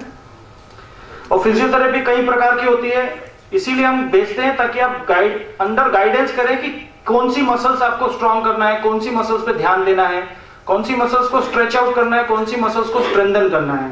तो फिजियोथेरेपी अलग अलग प्रकार की होती है। चेयर पे कर सकते हैं, स्विमिंग करके कर सकते हैं। अगर आपकी मसल्स स्ट्रांग है, जॉइंट स्ट्रांग है और मसल्स वीक है तो आप एरोबिक्स भी कर सकते हैं। एक होती है पैसिव फिजियोथेरेपी, एक होती है एक्टिव फिजियोथेरेपी। तो वो पेशेंट के स्पेसिफिक गाइडलाइंस के हिसाब से हम लोग करते हैं। अभी हम आते हैं मेडिकल ऑप्शंस। मेडिकल ऑप्शंस में क्या होता है, सबसे इंपॉर्टेंट चीज, पेशेंट दर्द होता है, मेडिकल स्टोर पे जाता है, मुझे कॉम्बिफ्लेम दे दो या मुझे वोवेरॉन दे दो। बेसिकली ओवर द काउंटर्स आप दवाइयां लेते हैं। ये हमको समझना चाहिए कि हमारी किडनी में नुकसान हो सकता है, लीवर का फंक्शन में प्रॉब्लम है, आपको आर्थराइटिस की वजह से पेन है कि गाउट की वजह से पेन है। हर एक चीज की अलग अलग मेडिसिन आ गई है। तो आप अगर गाइडलाइंस में लेंगे मेडिसिन तो वो आपको बहुत मदद मिलेगी उसमें। अभी इंडिया में ओपियोइड्स भी आ गए हैं। अभी कल ही हम लोगों ने परसों एक सर्जरी की, उसमें हमको ओपियोइड्स यूज करना पड़ रहा है क्योंकि पेशेंट की किडनी पेन किलर्स को टॉलरेट नहीं कर सकती। तो ओपियोइड्स एक अच्छा ऑप्शन होता है। फिर एक है DMARDS, इसका मतलब होता है disease modifying anti rheumatic drugs. जो संधिवा वाले पेशेंट होते हैं उनका ट्रीटमेंट एकदम अलग होता है। वो साधारण पेन किलर से उनका ट्रीटमेंट नहीं होता, उनका ट्रीटमेंट के लिए हमको स्पेशल दवाइयां देनी पड़ती हैं। फिर सब लोग स्टीरॉइड, सब लोग सोचते हैं अरे स्टीरॉइड दे दिया। स्टीरॉइड एक जान बचाने वाली दवा है, लेकिन अगर हम उसको लंबे समय तक लेते रहेंगे, बिना गाइडेंस के लेते रहेंगे तो वो हमारी जान ले लेगी। इसलिए शॉर्ट कोर्स ऑफ स्टीरॉइड अगर हमको संधिवा के एक्टिव फेज में देना पड़े तो उसका कोई नुकसान नहीं होता। कभी कभी हमको नी जॉइंट में भी इंजेक्शन लगाना पड़ता है स्टीरॉइड का। अगर आपकी सूजन बहुत बढ़ गई है, आपको कोई ट्रिप पे जाना है, आपको कोई इमरजेंसी है, तो वो बहुत हेल्पफुल रहता है। और आजकल डाइटरी सप्लीमेंट्स, अभी यहाँ का गुजरात में हर एक कोई ना कोई किसी का रिलेटिव यूएस में रहता है, तो जब हमारे पास कभी कभी आते हैं ना तो 2 बॉक्स निकाल के रख देते हैं। ये मेरी बेटी ने भेजा, एक कैल्शियम और एक ग्लूकोजामीन का। बेसिकली ग्लूकोजामीन और कॉन्ड्रोइटिन सल्फेट वंडरफुल ड्रग, लेकिन डायबिटीज वालों को नहीं लेना चाहिए, जिनको कोलेस्ट्रॉल प्रॉब्लम उनको नहीं लेना चाहिए क्योंकि वो दवा ग्लूकोज से बनती है, तो उससे आपका शुगर लेवल बढ़ जाएगा। तो हर चीज आप किसी से कंसल्ट करेंगे तो आपको उसके लिए अच्छी राय मिलेगी। और अभी तो और भी सप्लीमेंट्स अच्छे आ गए हैं, जैसे S-एडेनोसिलमेथियोनामाइन, जो कि कार्टिलेज को डिजेनरेशन को ही रोक देता है। अगर आप वो लेंगे तो आपका कार्टिलेज डिजेनरेशन प्रोसेस बहुत स्लो हो जाएगा। दूसरा, इंट्रा आर्टिकुलर इंजेक्शन। अभी क्या होता है, कभी कभी अगर हमारे बोलते हैं ऑयल कम हो गया है या लुब्रिकेशन कम हो गया है तो हम नी में इंजेक्शन लगा सकते हैं। इंजेक्शन बहुत प्रकार के आते हैं, इंडियन मेड, कोरियन मेड और यूएस मेड। तो जो यूएस मेड इंजेक्शन अगर आप स्टेज 2 में लगाते हैं तो मिनिमम उसका इफेक्ट 1 से 2 साल तक रहता है। अभी आपने दवाइयां भी दे दी पेशेंट को, पेशेंट ने कसरत भी किया, पेशेंट ने पट्टे भी पहने, पेशेंट ने सब कुछ किया, उसके बावजूद अगर आपको लगता है कि पेशेंट इंप्रूव नहीं कर रहा है या पेशेंट डिटीरियोरेट हो रहा है, या फिर पेशेंट आपके पास इतना लेट आता है कि उसका नी पूरा घिस गया है, तब आप उसको एक्सप्लेन करते हैं कि आपको सर्जरी का जरूरत है। तो सर्जरी हम लोग 2 ही टाइम पे देते हैं, जब आपका कंजर्वेटिव ट्रीटमेंट कम हो जाता है या फिर आपका जब आर्थराइटिस एडवांस स्टेज पे हो जाता है। पहली सर्जरी जो होती है, अगर आपका लूज बॉडी है तो हम आर्थ्रोस्कोपी से वो लूज बॉडी निकाल देते हैं, तो आपका नी का पेन चला जाता है। दूसरी चीज है ऑस्टियोटोमी। ऑस्टियोटोमी में क्या करते हैं, जो एक साइड के नी पे लोड आता है, तो एक साइड का नी अगर खत्म हो जाता है तो हम उस लोड को दूसरे नी पे शिफ्ट कर देते हैं, दूसरे साइड पे। ये ऑस्टियोटोमी है। एक साइड पे आप देखेंगे तो गैप बहुत कम हो गया है, लेकिन जैसे ही ऑस्टियोटोमी किया तो उसका गैप बढ़ गया। इसको ऑस्टियोटॉमी बोलते हैं। ये आज के जमाने में ये एक बहुत पुरानी सर्जरी है, इसलिए बहुत लोग इसको प्रेफर नहीं करते, क्योंकि इसमें आपको 2 महीना 3 महीना वेट करना पड़ता है बोन को हील होने के लिए। ये चीज है ऑस्टियोटॉमी। जो एक साइड में पैर बेंड हो जाता है तो बीच के पैर को हम वेज ऑस्टियोटॉमी करके दूसरे कंपार्टमेंट पे लोड डाल देते हैं, तो पैर सीधे हो जाते हैं। पर अगर बीमारी इससे भी आगे बढ़ जाए तो हमारे पास और कुछ ऑप्शन नहीं होता, तब हम पेशेंट को एडवाइस करते हैं कि आपको नी रिप्लेसमेंट की जरूरत है। अभी नी रिप्लेसमेंट बेसिकली क्या होता है वो मैं बताता हूं। सब लोग ऐसा समझते हैं कि नी रिप्लेसमेंट में हम आपका घुटना निकाल के नया घुटना डाल देते हैं। बेसिकली ये कंसेप्ट गलत है। नी रिप्लेसमेंट में हम आपका नी नहीं निकालते। नी रिप्लेसमेंट में हम क्या करते हैं, केवल आपका जो सरफेस है जो घिस जाता है उसको हम छोल देते हैं, उसको शेविंग कर देते हैं, जो कि 3 से 5 मिलीमीटर होता है, और जितना गैप बनता है उतनी हम गादी डाल देते हैं। अब मैं आपको डिटेल में बताऊंगा कि नी रिप्लेसमेंट क्या होता है। ये एक साइड का नी रिप्लेसमेंट हुआ है। अगर आपको एक ही कंपार्टमेंट में प्रॉब्लम है तो हम एक साइड का ही नी बदलते हैं, और ये टोटल नी रिप्लेसमेंट है। अब नी रिप्लेसमेंट के बारे में इतना क्या ज्यादा हल्ला होता है कि ये कहीं पर भी हो सकता नहीं है, कुछ पर्टिकुलर जगह पे ही होता है, इसके लिए क्या चीज ऐसी चाहिए होती है। सबसे इंपॉर्टेंट चीज होती है नी रिप्लेसमेंट के लिए आपको जो ऑपरेशन थिएटर होता है वो मिनिमम 50 मीटर्स एक्सटीरियर से अंदर होना चाहिए। उसका कंसेप्ट ये होता है कि 3 डोर एंट्री होती है, जो 3rd डोर होता है वो ओटी में होना चाहिए। इसका कंसेप्ट इसलिए होता है क्योंकि नी में इन्फेक्शन जो होता है वो सबसे खराब होता है, इसलिए उससे बचने के लिए आपको स्पेशलाइज्ड ओटी लगते हैं। ये सूट्स पहन के ऑपरेशन होता है। बेसिकली क्या होता है, सब लोग पहले के जमाने में वो ग्रीन कलर का गाउन आता था वो पहन के सर्जरी करते थे। जैसे जैसे टेक्नोलॉजी बढ़ती है, जैसे जैसे एडवांसमेंट होता है, इनको एस्ट्रोनॉट सूट्स बोलते हैं।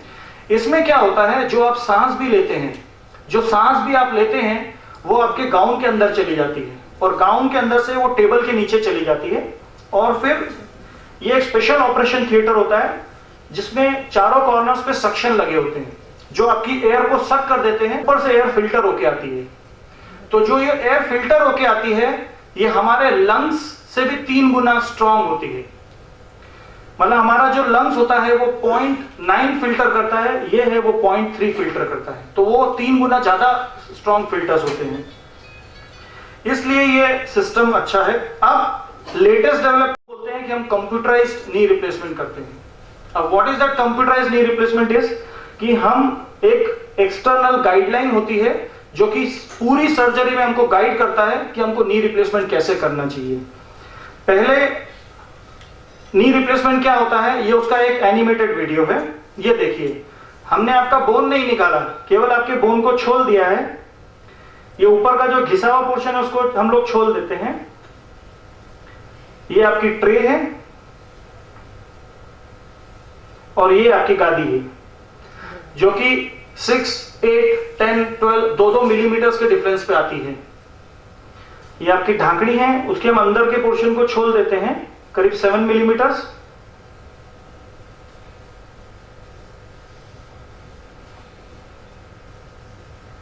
ये पहले और ये बाद में। तो नी तो आपका ही है, हम केवल उसके कार्टिलेज को चेंज कर देते हैं। अब मैं आपको कुछ ऐसी चीजें बताऊंगा जो कि हम लोग सर्जरी में करते हैं। ये मैं क्यों बता रहा हूं, ये डिफरेंस बताने के लिए कि आज की तारीख में पूरे इंडिया में केवल ऐसे 26 सेंटर्स हैं जहां पे computer assisted knee replacement surgery होती है। एंड अनफॉर्चुनेटली शायद गुजरात में 2 जगह ही हैं जहां पे कंप्यूटराइज्ड नी रिप्लेसमेंट होता है। उसमें से एक सूरत है और दूसरा बड़ौदा है, और कहीं पर भी कंप्यूटराइज्ड नी रिप्लेसमेंट सर्जरी नहीं होती। नॉर्मली सब लोग क्या करते हैं, नी जॉइंट को ओपन करते हैं, फिर इसकी सेंट्रल एक्सिस को मार्क करते हैं, फिर इसकी एक दूसरी एक्सिस होती है, क्योंकि जॉइंट में निशान बने होते हैं कि जॉइंट को कैसे डालना है, तो वो सेम टू सेम आप बोन पे बनाते हो कि बोन पे हमको वो जॉइंट कैसे डालना है। फिर एक मोटा प्लेटफॉर्म रेस करते हैं, यहां पर एक स्केल होती है कि आपकी गादी कितनी घिस गई है, उस गादी को हम शेव कर देते हैं। फिर एक इंस्ट्रूमेंट से हम साइज लेते हैं कि आपकी कार्टिलेज का साइज कौन सा आएगा। फिर एक इंस्ट्रूमेंट डालते हैं ताकि पैर आपका हिप से लेके नी तक पूरा स्ट्रेट हो जाए। तो ये एक ऐसा इंस्ट्रूमेंट रहता है। उसके बाद जब हम उसको शेविंग करते हैं, इसके बाद बैलेंस करते हैं, ये आपकी गादी आ गई। लेकिन इसके लिए क्या होता है, आपको पूरा नी जॉइंट खोलना पड़ता है, क्योंकि आपको सारे इंस्ट्रूमेंट्स अंदर डालने हैं, कोई एक्सटर्नल गाइडलाइन नहीं है, और वो इंस्ट्रूमेंट्स आपने कहीं पर भी 2-3 मिलीमीटर 5 मिलीमीटर इधर उधर प्लेस किए, वो एक सर्जन के अंदाजे के ऊपर रहता है, वो हर सर्जन अलग अलग जगह पे डालता है। तो वो जो डिसीजन है वो बहुत इंपॉर्टेंट होता है कि आपको कहां डालना है, कितना मिलीमीटर का गादी आएगा। दूसरा, इसमें बड़ा इंसिशन आता है, क्योंकि आपको पूरा नी जॉइंट खोलना पड़ता है। ये देखिए पहले, ये बाद में। अब ये मैंने एक्सरे क्यों लगाया है उसके पीछे मैं आपको रीजन बताता हूं।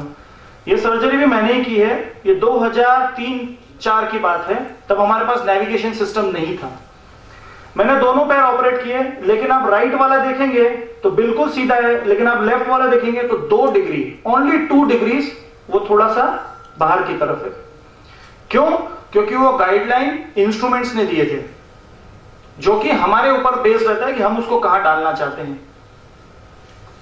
ये दूसरा पेशेंट है, ये पहले ये बाद में।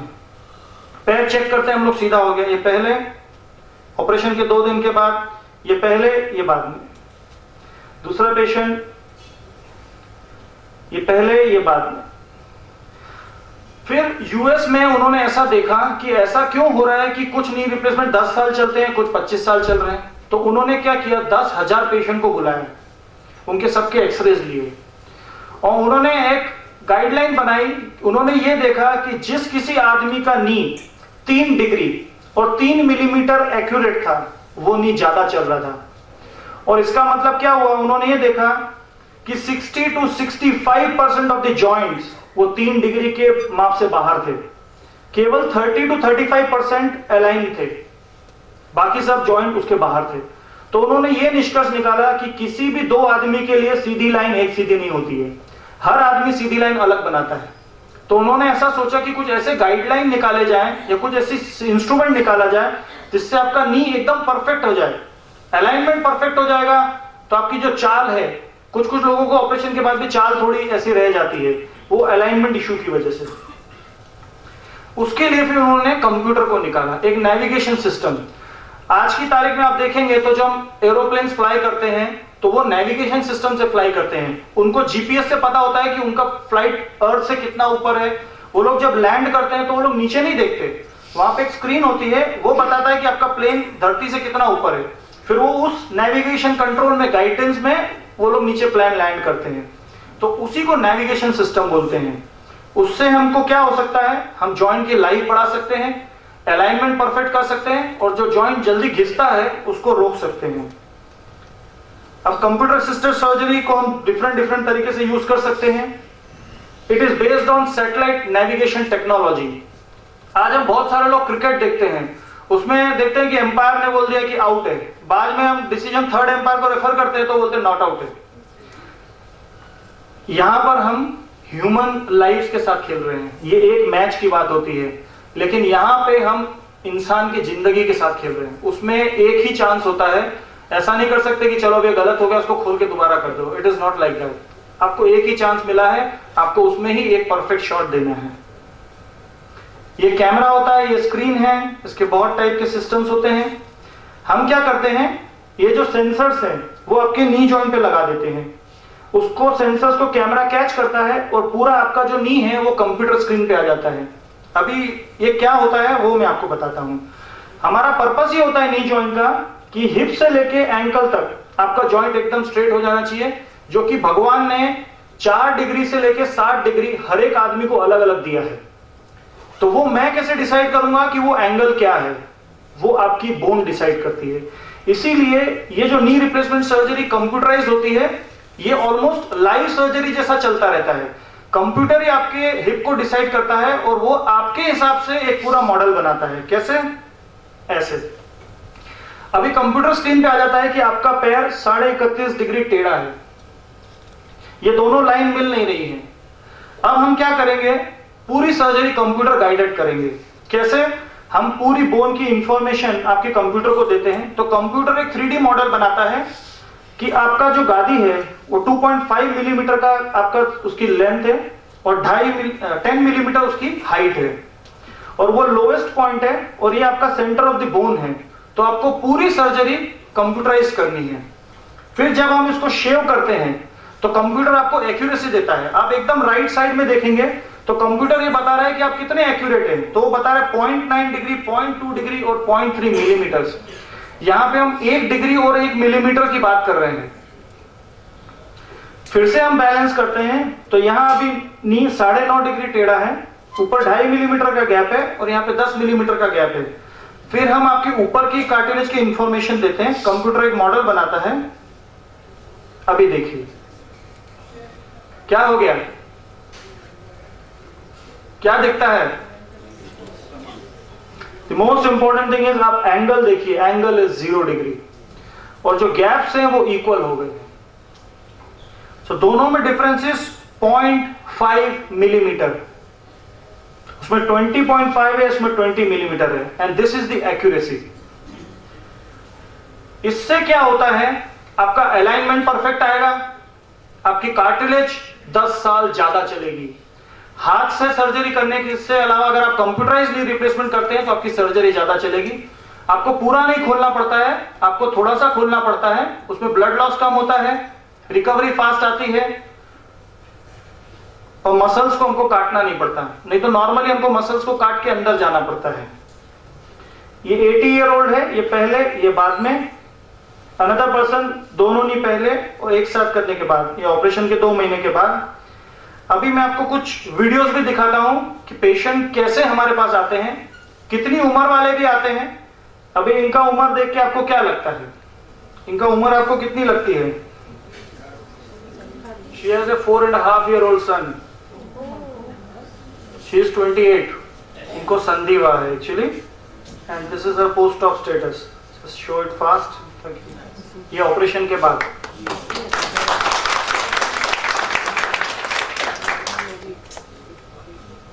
Another lady.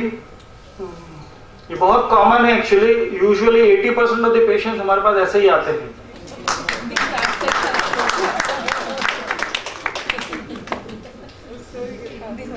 ये भी एक लेडी थी, 2 लोगों को पकड़ के चलती थी। ये एक्चुअली प्री ऑप मेरे पास इनका अभी है नहीं, ये ओके पहले बाद में, पहले ये लेडी है डॉक्टर तिजोरी वाला है, उनके यहाँ 35 साल से काम करते हैं, 35 इयर्स से काम करते थे, means it was done on a charity basis. ये पहले ये बाद में है। डॉक्टर रंगून वाला है, उनकी काकी है। ये पुरानी महावीर है एक्चुअली, 2005 की बात है। ये इसलिए वेट कर रहे थे कि अभी मैं 70 की हो गई, 75 की हो गई, 76 की हो गए, फिर 79 में जब वो टॉयलेट भी नहीं जा पाते थे, फिर उनको लगा कि अभी it is over time now. ये अभी now she is 86। She is becoming younger and younger day by day. Another lady, इनके बारे में ऐसा बोलूंगा कि ये हाथ से जाते थे, टॉयलेट जाना हो, कुछ जाना हो तो वो हाथ से चलते थे, तो उनके हाथ भी फायर्ड हो गए बाद में, तो she was almost bed ridden. तो उनके लड़के लोगों ने उनको सब बेड के बाजू में करके दिया। अभी उनको खड़ा रहने के लिए मुझे 4 आदमी को उठाना पड़ा, उनको 4 आदमी पकड़ के उनको खड़े थे। जब वो फर्स्ट सर्जरी करवाया उन्होंने तो एक पैर पे खड़े हैं, दूसरा पैर आप देख सकते हैं। एक्चुअली उसके बाद वो आए नहीं है फॉलोअप में, इसलिए मेरे पास उनका वीडियो नहीं है। अनदर पर्सन 3 साल से बेड रिडन, दोनों पैर इतने टेढ़े लेके आए। पहले हमने उनको वजन लटकाया कि पैर जितने सीधे हो सकते नेचुरली उतने हो जाए। फिर जब हमने उनका एक सर्जरी किया, दूसरा पैर टेढ़ा था। जब दूसरे नी के लिए कराने आए तो एक पैर सीधा है, दूसरा ऐसा है। फिर दोनों नी करने के बाद इस पोजीशन से वो चलने लग गए। अभी सब लोग बोलते हैं कि हम नी रिप्लेसमेंट करने के बाद पलाथी मारना चाहिए, हमको नीचे बैठना चाहिए। बेसिकली आप वो सब कर सकते हैं, ऐसा नहीं है, लेकिन उसके लिमिटेशंस ये हैं। नंबर 1, आपको जो जॉइंट यूज करना पड़ेगा वो जॉइंट एक अलग आता है, उसको LCS बोलते हैं। उसका मतलब ये होता है लो कॉन्टेक्ट स्ट्रेस जॉइंट्स। उसका जो प्लास्टिक होता है वो अलग होता है। नॉर्मल प्लास्टिक को क्या करते हैं, नॉर्मल प्लास्टिक जो आता है वो ऐसे शीट्स होती हैं, उनको काट के बनाते हैं। लेकिन जब हम हाई फ्लेक्स जॉइंट यूज करते हैं तो उसको क्या करते हैं वो लोग, पहले वो 250 kg से उसको कंप्रेस करते हैं, उसकी स्ट्रेंथ को बढ़ाते हैं, फिर वो जॉइंट बनाते हैं उसमें से। तो वो जॉइंट्स एकदम अलग होते हैं। फिर भी कोशिश करना चाहिए कि आप चलिए फिरिए कुछ भी करिए, कोई प्रॉब्लम नहीं है। इवन आप वज्रासन भी कर सकते हैं, लेकिन पलाती मारने को अगर कम रखेंगे तो जॉइंट आपका बहुत साल चलेगा। वो आपका एकोमोडेट तो कर सकता है, वो पलाती लगाने में आपको प्रॉब्लम भी नहीं होगा, लेकिन 2 से 3 साल जॉइंट की लाइफ कम होने लगती है, क्योंकि सिंगल स्ट्रेस अलग चीज होता है और शेयर मतलब रोटेशन स्ट्रेस होता है ना, वो एकदम अलग होता है। अब ये सेम लेडी है, फुल मूवमेंट है, इसका मैंने एक नहीं कंप्यूटराइज किया है और दूसरा नहीं पहले जब नॉन कंप्यूटराइज किया है, तो उसमें आप इंसिशन में फर्क देख सकते हैं। ये हाफ है पहले वाले के मुकाबले। पहले में हमें पूरा जॉइंट खोलना पड़ता था, दूसरे वाले में हम छोटा सा इंसिशन लगाते हैं। ये ऑपरेशन के बाद सब पलाथी लगाते हुए पहले बाद में। कुछ लोग बोलते हैं ये तो 5 साल चलेगा, 7 साल चलेगा, ये तो 10 साल चलेगा। ये एक्सरे इसीलिए मैंने लगाया है, ये ऑपरेशन के 15 साल के बाद का एक्सरे है। आप देख सकते हैं अभी भी उसमें आपको गादी दिख रहा है, मतलब अभी भी और कम से कम 10-15 साल वो चल सकता है। ये डिपेंड करता है आपकी बोन क्वालिटी। अब सबसे इंपॉर्टेंट, आपकी गाड़ी कोई भी हो, आपका ड्राइवर बहुत इंपॉर्टेंट है। अगर आपका ड्राइवर आपको बम पे उचका रहा है, मतलब वो समझ जाने का कि हमारी लाइफ को कम होने वाली है। So it is very important कि आपको डेफिनेटली गाड़ी भी अच्छी होगी तो उसका मजा और आएगा आपको। तो गाड़ी is like a joint, driver is the surgeon. तो आप जितना उसमें वो करेंगे आपको उतना उसका फायदा मिलेगा।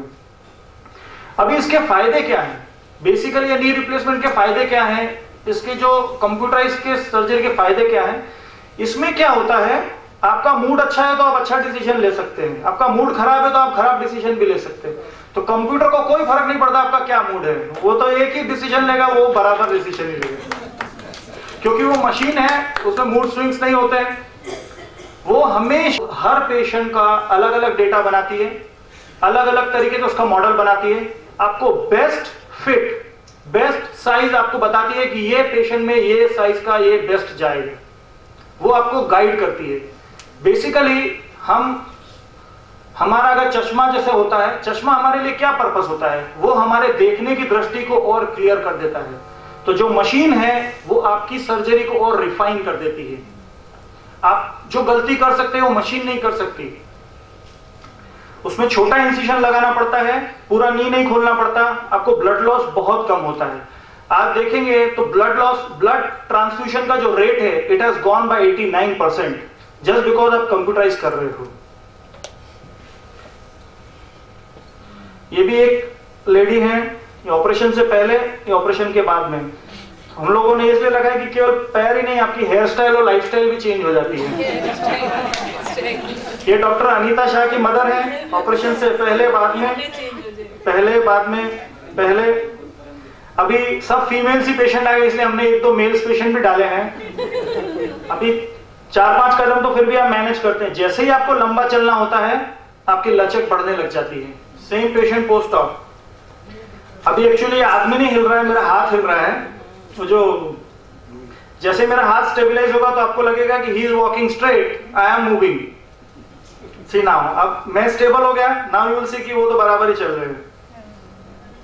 This is post op. आजकल सब लोगों को क्रॉस लेग सिट करना है, सब लोगों को फंक्शंस चाहिए, मूवमेंट्स चाहिए। और एक ऐड आती थी सिनकारा की, 60 साल के बूढ़े या 60 साल के जवान, बेसिकली आई ऑलवेज बिलीव, आजकल रेडियो में भी ऐड आती है, second innings is always longer than the first innings.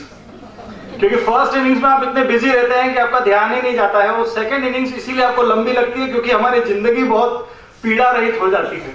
तो बेसिकली अगर हम हमारी जिंदगी में से पीड़ा को कम कर देंगे तो जिंदगी बहुत हसीन और छोटी लगेगी, और यही हमारा पर्पस है।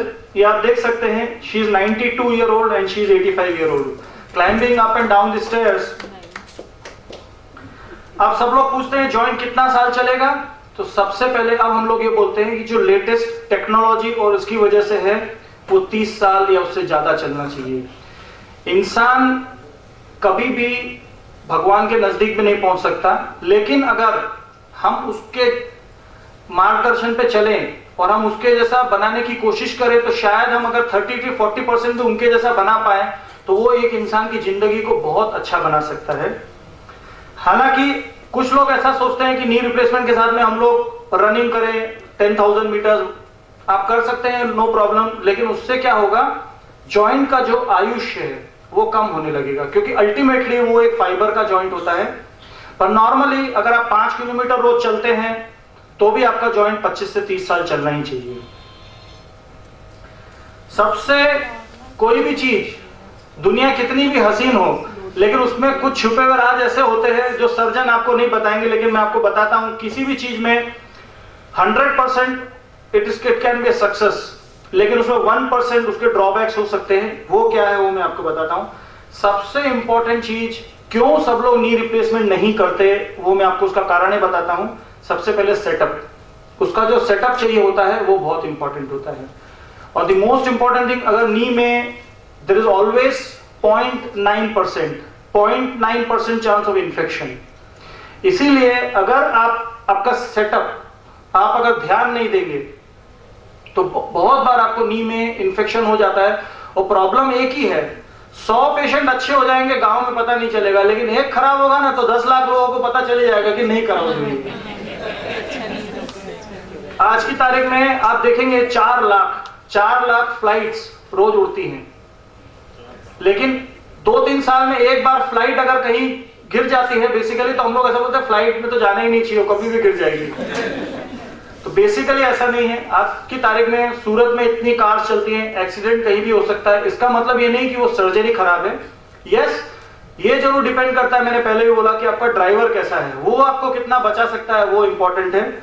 और बड़ी बात नहीं है, एंड शायद आप बिलीव भी नहीं करेंगे, लेकिन कभी मुझे मौका मिला तो मैं आपको दिखाऊंगा कि सूरत में कुछ ऑपरेशन थिएटर्स शायद इतने ज्यादा अच्छे हैं जो शायद ब्रीच कैंडी में भी नहीं है। लेकिन प्रॉब्लम यह है, हमारा बिलीव होना चाहिए, क्योंकि एक चीज हमेशा याद रखनी चाहिए, जो भी लेटेस्ट आएगी वो पहले से अच्छी ही आएगी। तो जो भी हॉस्पिटल्स में यहाँ पे अभी ऑपरेशन थिएटर आप देखेंगे, ब्रीच कैंडी का operation theatre is 435 square feet, लेकिन आप अभी जो हमारे हॉस्पिटल्स हैं, कुछ OT is almost 523 square feats.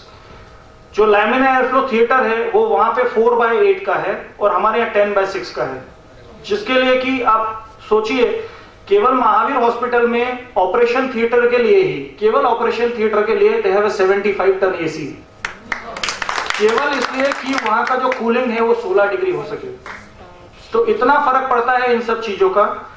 और दूसरी चीज, सबसे इंपॉर्टेंट चीज ये है कि आपको कभी भी जॉइंट रिप्लेसमेंट जब भी आप कराएं, हम लोग पेशेंट से ऐसा बोलते हैं कि हमने आपके अंदर जॉइंट डाला, अब हमारा रिलेशनशिप लाइफ टाइम का हो जाता है। वो एक तरीके से शादी हो जाती है कि चलो 30-40 साल साथ में गुजारने हैं। आपको कभी भी प्रॉब्लम हो, कुछ भी इश्यूज हो, अगर आप डॉक्टर के पास तुरंत जाएंगे, बिलीव मी, आपको कॉम्प्लिकेशंस नहीं होगा।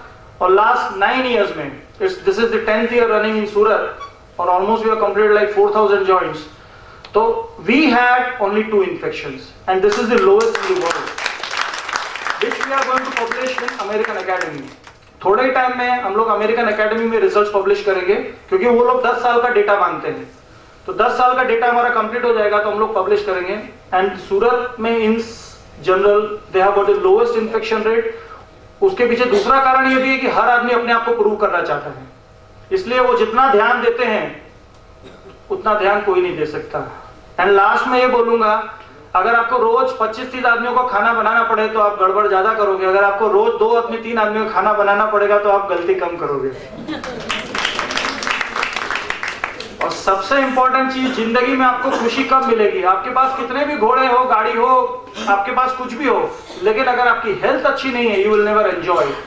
So the best part is, for all the happiness A Mankind can gain is not in pleasure. आपको उतनी चीजें खुशी उसमें नहीं मिलेगी आपको घोड़े गाड़ी में, अगर आपकी हेल्थ अच्छी है और अगर आप उसको एंजॉय कर सकते हैं। क्योंकि आप बहुत लोग देखें, सबसे ज्यादा खुश तो बाइक वाले होते हैं जो बराबर घुमाते हैं पीछे बिठा के बच्चों को।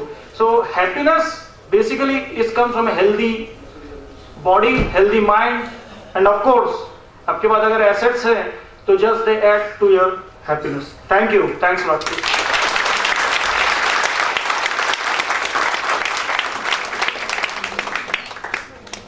अभी किसी को भी कोई प्रश्न पूछना हो जॉइंट से रिलेटेड तो you are free to ask.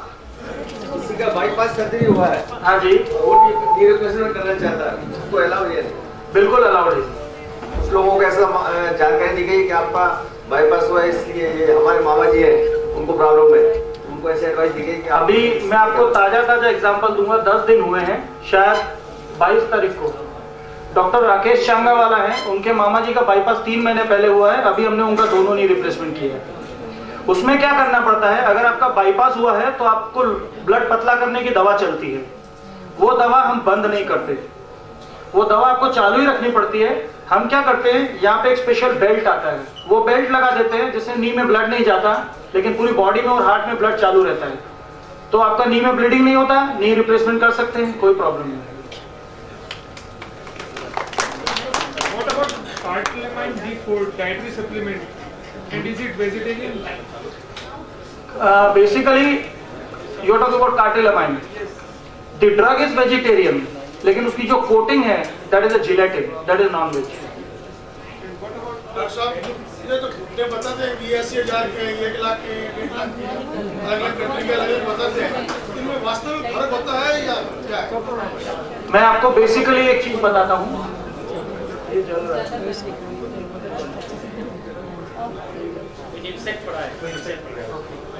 Basically एक चीज है, नी रिप्लेसमेंट सबसे पहले रिप्लेसमेंट सर्जरी स्टार्ट हुई 1958 में। पहले हिप रिप्लेसमेंट से चालू हुआ, नी रिप्लेसमेंट पहले चालू हुआ 1965-70 में। तो तब की जो गादी है वो आज भी आ रही है, लेकिन वो गादी 1200 से 1500 डॉलर की आती है। मतलब बेसिकली वो सब यूएस के जॉइंट्स आते हैं। जो भी लेटेस्ट जॉइंट्स आते हैं वो जॉइंट्स कॉस्टली आते हैं, क्योंकि उनमें बहुत फर्क होता है, वो नई टेक्नोलॉजी से बनाए हुए रहते हैं, वो नए जॉइंट एकोमोडेट करने के लिए होती है। बेसिकली हम लोग ये सोचते हैं कि अरे जॉइंट में ऐसा क्या है जो एक स्टील और एक प्लास्टिक इतना महंगा क्यों देते हैं, लेकिन एक जॉइंट को बनाने के लिए कंपनी $3 बिलियन के रिसर्च में इन्वेस्टमेंट करती है। उनको 10 साल लगते हैं एक मॉडल बनाने में, तो फिर और वो जॉइंट 5 से 6 साल ही चलते हैं, क्योंकि उसके बाद फिर कुछ नया आ जाता है। तो कंपनी बेसिकली उसको कंपनसेट करती है, नेक्स्ट जॉइंट जो बनाती है उसको प्राइस हाइक करके। Yes, definitely 99% of the joints 60,000 से लेके 95,000 में खत्म हो जाते हैं। कुछ जॉइंट्स जैसे एलसीएस है, एलसीएस महंगे ही आएंगे। उसके पीछे कारण ये है कि एलसीएस ब्यूशल पापास करके एक सर्जन है, उन्होंने बनाया है। तो उन्होंने अपनी लीगेसी रखी है कि ये जॉइंट इतने में ही जाएगा, और आज आप एलसीएस की डिमांड करेंगे ना तो कंपनी आपको बोलेगी आपको 2 दिन का टाइम देना पड़ेगा, अनटिल आप रोज यूज करते हैं तो वो जॉइंट्स एक्सपेंसिव आते हैं, क्योंकि वो उन्होंने डिजाइन किए हैं। वो डिजाइन कोई कॉपी नहीं कर सकता क्योंकि वो पेटेंटेड होते हैं, लेकिन वो कम मात्रा में बनते हैं इसलिए उनकी कॉस्ट ज्यादा होती है। लेकिन यस, जॉइंट में बहुत फर्क होता है, जॉइंट की क्वालिटी में बहुत फर्क होता है। आज की तारीख में मींस कुछ जॉइंट्स यहां पर भी यूज हो रहे हैं जो यूएसएफडी अप्रूव्ड नहीं है। मैं उनका नाम नहीं बताऊंगा, यूएसएफडी अप्रूव्ड नहीं है वो जॉइंट्स, वो केवल एशियन कंट्रीज के लिए है। आप सर्जन को बोलेंगे ना मुझे जॉइंट का बॉक्स चाहिए, तो हो सकता है शायद आपको दें, उसके ऊपर का कवर नहीं देंगे, उसमें ऐसा लिखा रहता है for use in Nepal, India and Bhutan. It is a non USFDA joint, non USFD approved joint. और कुछ पेशेंट्स भी आए हुए हैं हमारे साथ। सब एक अनुरोध है, सब शांति से बैठे और एक-एक करके क्वेश्चन पूछे। कुछ पेशेंट्स भी आए हुए हैं मेरे ख्याल से, तो पेशेंट्स अगर आप मिलना चाहो तो आप पेशेंट्स आपको सब कुछ जवाब दे देंगे। अच्छा डॉक्टर साहब, एक सवाल, ऑपरेशन के बाद पेन 0 लेवल आने में कितना समय लग सकता है? जब हमारी शादी होती है तो हमारी वाइफ के साथ ट्यूनिंग कब अच्छी हो सकती है?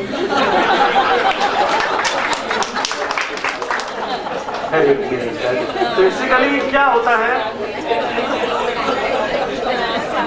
अभी हमारे पास ऐसे पेशेंट हैं ज्योत्सना बेन दलाल, कितना 20-21 दिवस થઈ ગયા, 24 दिवस થઈ ગયા। 24 दिन वाले नी रिप्लेसमेंट वाले भी आए हैं, और 3, 4, 6 महीने, 1 साल, 2 साल, 5 साल वाले भी आए हुए, very very very fast. Males 2 हफ्ते में ही 95% रिकवर कर जाते हैं। उनमें मसल टू फैट रेशियो बहुत कम होता है, फैट ज्यादा होता है, मसल्स कम होती है। आई थिंक 2 लाइन सब लोग बोलेंगे, आपको कुछ भी उनसे भी पूछना है तो आप पूछ सकते हैं। हाँ, ये सब पर्सनल में बाद में ले सकूंगा, अभी हम लोग जनरल लेकर करते हैं। एक सर प्लीज नंबर 1 सर, हमने स्पाइन और नी के बारे में बात की।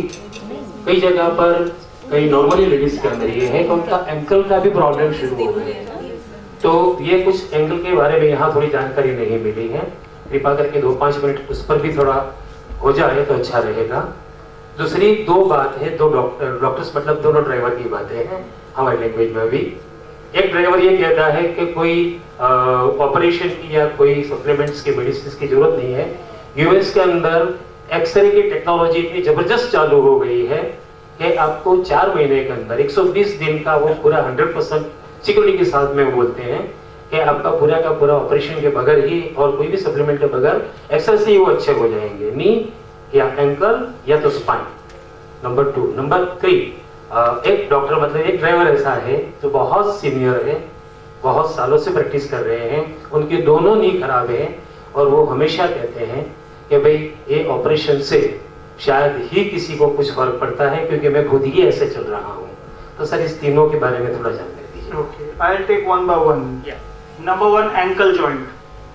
मैंने वैसे पहले भी कहा था कि जैसे जैसे हमारी एज बढ़ेगी हमको पूरी, केवल एंकल नहीं, रिस्ट, शोल्डर, बहुत सारे जॉइंट्स में पेन होना चालू हो जाता है। लेकिन आप कॉमनली देखेंगे जब भी आपको नी में आर्थराइटिस होगा आपको बैक पेन जरूर होगा। क्यों? क्योंकि आपकी चाल ही ऐसी हो जाती है तो जो बैक पे लोड आता है तो 3 गुना बढ़ जाता है।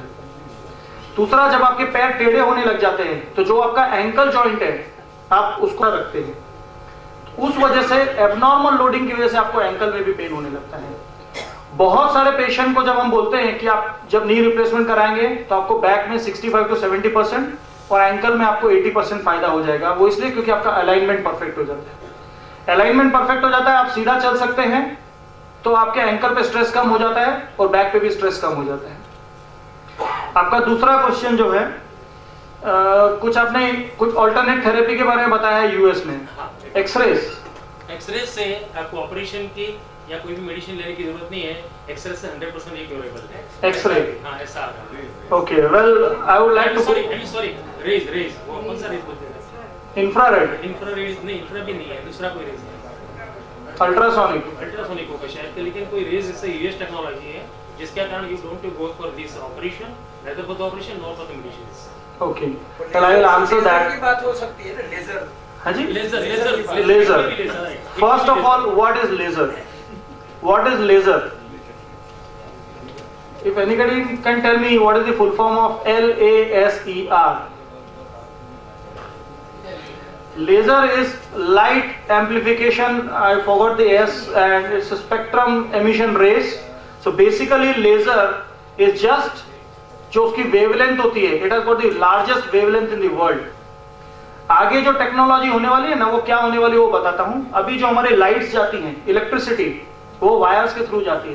There will be a time when वो क्या करेंगे, वो इलेक्ट्रिसिटी को लेजर के ऊपर बिठा देंगे और लेजर आपकी लाइट को लेके जाएगी। तो आप 1 सेकेंड में you will get that from US to America, India, because light travels at 3 lakh kilometres per second.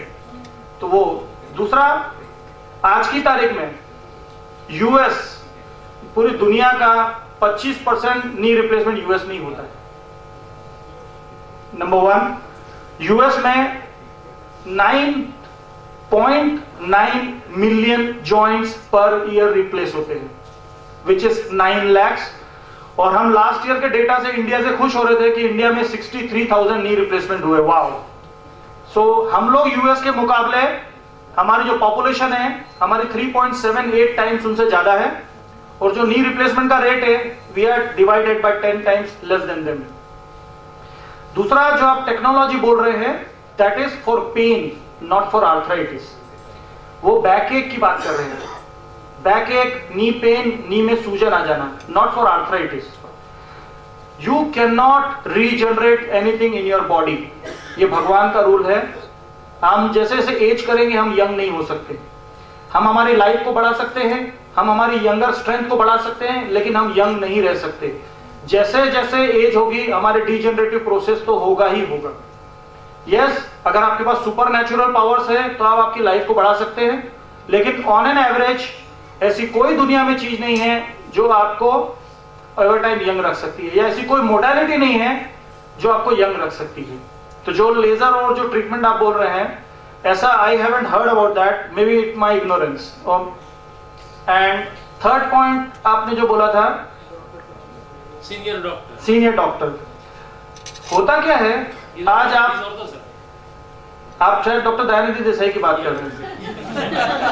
Dayanidhi Desai मुझे रोज मिलते हैं, मैं उनको बोलता हूँ आप लेट जाओ, मैं उनको रोज बोलता हूँ आप लेट जाओ, आपका नहीं मुझे ही करना है।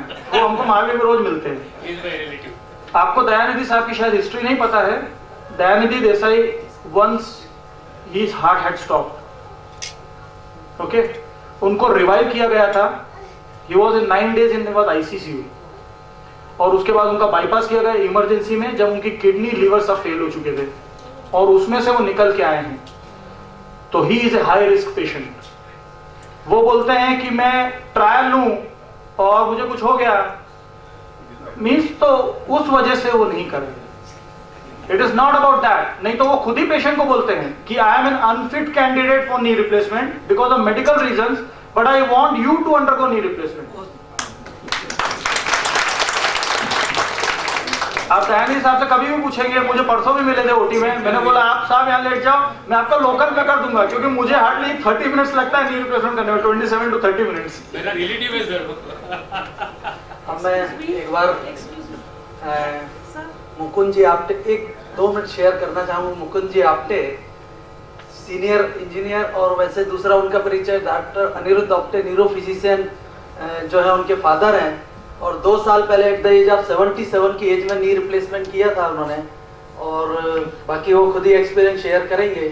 2 साल हो गए और दोनों घुटने एक साथ कराए थे, और एज पर डॉक्टर सूर्यवंशी साहब कि one of the most sincere patient student of my career. कुछ एक्सपीरियंसेस है वो आपको बताऊंगा। सबसे पहला, नी रिप्लेसमेंट के लिए पेशेंट ने डरना नहीं चाहिए और डॉक्टर को मैक्सिमम कोऑपरेशन देना चाहिए, तो पेशेंट को मैक्सिमम उसका फायदा होगा। और यदि दोनों नी खराब है तो एक पहले करूं बाद में दूसरा करूं, ये करने के बजाय दोनों एक साथ में करो, एक ही झंझट में पूरा नाटक मिट जाए। बिफोर ऑपरेशन के पहले फिजियोथेरेपिस्ट से क्या क्या एक्सरसाइज करवाना है 6 महीने पहले ही आप ट्राई करो, तो आगे जाके दिक्कत कम होता है। इफ यू आर, हाँ, यदि आप सूरत में हैं और आप सूरत के रहवासी हैं, सूरत में रहने वाले हैं, तो सूरत का ही डॉक्टर पकड़े, क्योंकि आप बाहर जाओगे तो कुछ फिर दोबारा आपको जाना पड़ेगा, अहमदाबाद जाना पड़ेगा। तो सूरत में सब फैसिलिटीज है, सूरत में कोई दिक्कत नहीं है, सूरत के सभी डॉक्टर्स अच्छे हैं, सूरत में ही करिए। मतलब ये मेरा पर्टिकुलर ओपिनियन है। अभी मेरे दोनों ही घुटने के ऑपरेशन हो गए। अभी भी श्रीकांत जी के फैक्ट्री में 25 लैडर्स में आराम से चढ़ सकता हूँ, मंकी लैडर्स, और मुझे कोई आपत्ति नहीं। बॉयलर में अंदर ऊपर नीचे भी होते हैं, बिल्कुल मैं अच्छी तरह से चढ़ सकता हूँ, एक हाथ पकड़ के एक हाथ खुला छोड़ के। हाँ, स्टैंडिंग पहले जब मैंने ऑपरेशन हुआ था 24 जस्ट 24th डे में मैंने मेरी गाड़ी चलाई थी, मैंने ड्राइविंग किया था, और फिर बाद में इनको बताया, डॉक्टर साहब को बताया कि मैंने ड्राइविंग किया, मैं गाड़ी चला के ले आया, तो इनकी भुइयां ऊपर उठ गई।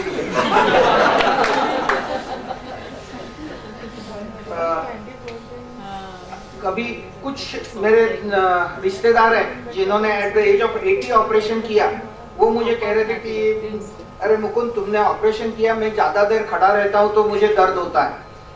तो मैंने कहा कि मैं ज्यादा खड़ा रहता हूँ तो मुझे कोई दर्द नहीं होता, 5 मिनट बैठो तो यू आर ऑलराइट, 5 मिनट के बाद यू आर नॉर्मल। और जस्ट 2 दिन के पहले शुक्रवार को मैं कंटिन्यूअस 2 घंटे इंजीनियरिंग कॉलेज में लेक्चर दे रहा था और खड़ा होकर लेक्चर दे रहा था, मुझे कोई दर्द नहीं हुआ, कोई दिक्कत नहीं था। जस्ट ऑपरेशन के बाद मतलब ये क्रोनोलॉजिकल नहीं है, जैसे जैसे मेरे दिमाग में पॉइंट्स आ गए मैं लिखता गया। जस्ट ऑपरेशन के बाद आप पहले जो ऑपरेशन के पहले जो आपकी चाल रहती है वो ऐसी ऐसी जो रहती है, तो आपको कोई आपका ज्यादा दोस्त मिलने वाला या योर हाफ बेस्ट लाइफ में जो भी फ्रेंड है या वाइफ है वो आपको बताएं कि आपकी चाल सही नहीं है, ठीक करो, तो ऐसा बताने वाला कोई होगा तो बहुत अच्छा होता है और जल्दी आप चाल ठीक हो सकती है आपकी।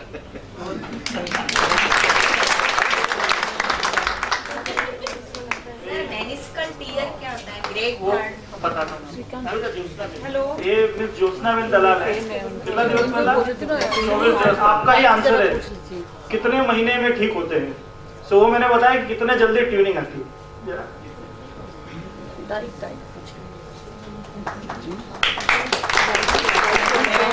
पहला बहुत डर लगता है, लेकिन मैं डॉक्टर सूर्यवंशी के पास गया, वो डर कम हो जाता है और मुझे लगता है कि मैं ठीक हो जाऊंगा।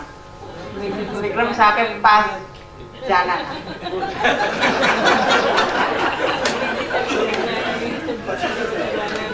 પછી મને ખબર અમને ઘણી મહેનત કરી ઘણી બધે ગયા પણ રિઝલ્ટ બહુ સારું નહીં આવ્યું અને અમે છે ને તો ડૉક્ટર સૂર્યવંશી પાસે ગયા અને ત્યાં તપાસ કરી તો બહુ રિઝલ્ટ સારું આવ્યું એટલે અમે ત્યાં ઓપરેશન માટે હાજર થઈ ગયા। આજે હું એટલી અપડેટ ચાલુ છું કે મને પગમાં કોઈ દર્દ નહીં है, कोई खामी नहीं है और मुझे डॉक्टर सूर्यवंशी के गर्व है कि मैं उसके पास ऑपरेशन। नॉर्मल इंसान के लिए वज्रासन में बैठना क्या घुटनों के लिए नुकसानदायक है? जब तक आपको आर्थराइटिस का प्रॉब्लम नहीं है आप वज्रासन कर सकते हैं, भले आप 100 साल के हो, 125 साल के हो। और एक नॉर्मल इंसान मैक्सिमम कितने किलोमीटर वॉक कर सकता है? मैंने वही बताया था, फिजियोलॉजिकल लिमिट हर एक की अलग अलग होती है। अगर आपका BMI that is basal body mass index अगर आपका 23 से कम है, इसका मतलब हाइट टू वेट रेशियो निकालते हैं, वो कम है तो आप 4 to 5 किलोमीटर चल सकते हैं। लेकिन अगर हमारा वेट ज्यादा है तो हमारी बॉडी ही अलाउ नहीं करेगी हम इतना चले। बट ऐसा बोलते हैं अगर आप 20 मिनट का ब्रिस्क वॉकिंग लेते हैं तो that is much better than walking slow for 5-10 kilometres. एक डॉक्टर साहब आप एक क्वेश्चन है, आपने बोला था स्विमिंग बेस्ट एक्सरसाइज है, तो against swimming what you will rate cycling? Cycling basically क्या होता है, what is the purpose of swimming and what is the purpose of cycling? Swimming is basically an entire body exercise, केवल हाथ पैर नहीं, आपका एब्डोमेन से लेके आपका फेशियल मसल्स, आप जो बाहर निकाल के सांस लेते हैं, आपकी लंग्स की कैपेसिटी, वो सब कुछ बढ़ जाता है। Cycling is basically a lower limbs muscles exercise. उसमें आप देखेंगे आप कितना भी साइक्लिंग करेंगे, अगर घर में करते हैं तो आपका हार्ट रेट थोड़ा ही बढ़ेगा, बहुत ज्यादा फर्क नहीं है। हाँ, लेकिन अगर आप रोड पे साइकिल चलाते हैं तो उससे आपको बहुत फायदा होगा। It is like 60 to 70% as equivalent to swimming.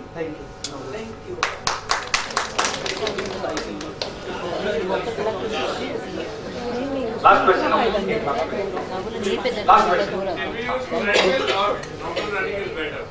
It is always better to do a normal running. I'll explain you the concept.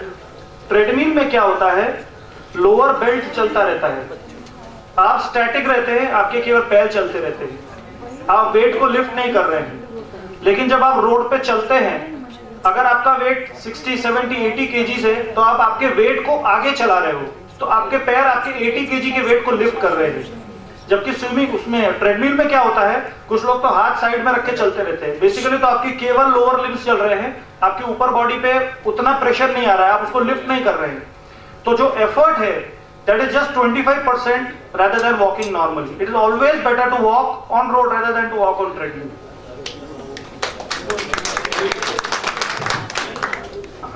भाइयों और बहनों, मित्रों, सबको मेरा नमस्कार। सबसे पहले मैं डॉक्टर साहब का धन्यवाद देना चाहूँगा जो आज के प्रोग्राम में दोनों चीज़ें जो बोन से रिलेटेड है उनको कॉम्प्रिहेंसिवली एक्सप्लेन किया है।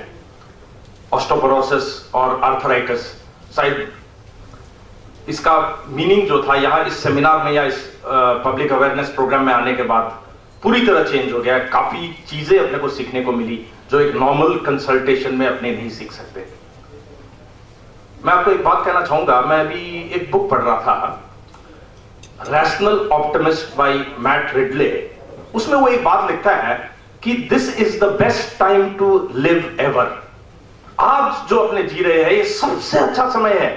नॉर्मली अपने क्या कहते हैं कि 20 साल पहले लाइफ अच्छी थी, 50 साल पहले अच्छी थी, लेकिन क्योंकि लाइफ तो आज ही अच्छी है क्योंकि आप यहां अभी प्रेजेंट हो। और क्यों अच्छी है? क्योंकि one of the greatest reason जो वो दे रहा था, that was the advancement of medical sciences. Medical science में जो एडवांसमेंट हुआ है उसमें मैं एक एग्जांपल देना चाहूंगा। आज से 10-12 साल पहले वाजपेयी जी की नी रिप्लेसमेंट सर्जरी हुई, यूएसए से सर्जन आया और सब लोग यहां बैठे बड़े बोल रहे थे कि वाजपेयी जी बहुत प्रिविलेज्ड है, यूएसए सर्जन आके उसकी सर्जरी कर रहा है। प्राइम मिनिस्टर है ना, आज तो इस सब जगह सब लोग जो आज आए हैं हर आदमी प्राइम मिनिस्टर है क्योंकि वो ऐसी नी रिप्लेसमेंट सर्जरी करा सकता है। सब अपने आप को वाजपेयी समझ सकते हैं। दूसरा, सपोज बहुत पहले नहीं जावे, फर्स्ट वर्ल्ड वॉर में चले जावे, एंटीबायोटिक थी नहीं, normal infection could lead to death, infection to mortality rate was very high. लेकिन क्योंकि बाद में एंटीबायोटिक आई, मेडिसिन की डेवलपमेंट हुई, तो यही मैट रिडले कहना चाहता है कि this is the best time to live ever. और उसको और अच्छा डॉक्टर साहब ने कर दिया कि कोई किसी को प्रॉब्लम भी है तो वो कैसे ठीक हो सकती है। दूसरा, उन्होंने जो एक बात कही मैं उसको रिपीट करना चाहूंगा कि prevention is better than cure. इन्होंने तो आर्थराइटिस के बारे में बताया और ऑस्टियोपोरोसिस के बारे में बताया कि यूएसए में they were spending as much as $5 billion. लेकिन अगर अवेयरनेस ड्राइव पूरी पॉपुलेशन में आ जाती तो उससे बहुत कम पैसे में, मे बी $2 बिलियन में वो काम हो जाता। तो ये चीज तो अपने यहां भी लागू है। ये हमारी जो हम लोग ये जो सेमिनार कर रहे हैं, this is an awareness drive. अभी इसको छोटे रूप में कर रहे हैं, बाद में इसको और थोड़ा बड़ा करेंगे क्योंकि अपने को पता चलेगा कि हर जो डिजीज है उसका रीजन क्या है, होने से पहले उसको कैसे प्रिवेंट कर सकते हैं। एक ग्लाइकेटेड शुगर टेस्ट आता है डायबिटीज के लिए, उसमें अपने को पता चल जाता है कि प्री डायबिटिक कंडीशन क्या है। आप डायबिटिक नहीं हो but very close two diabetes.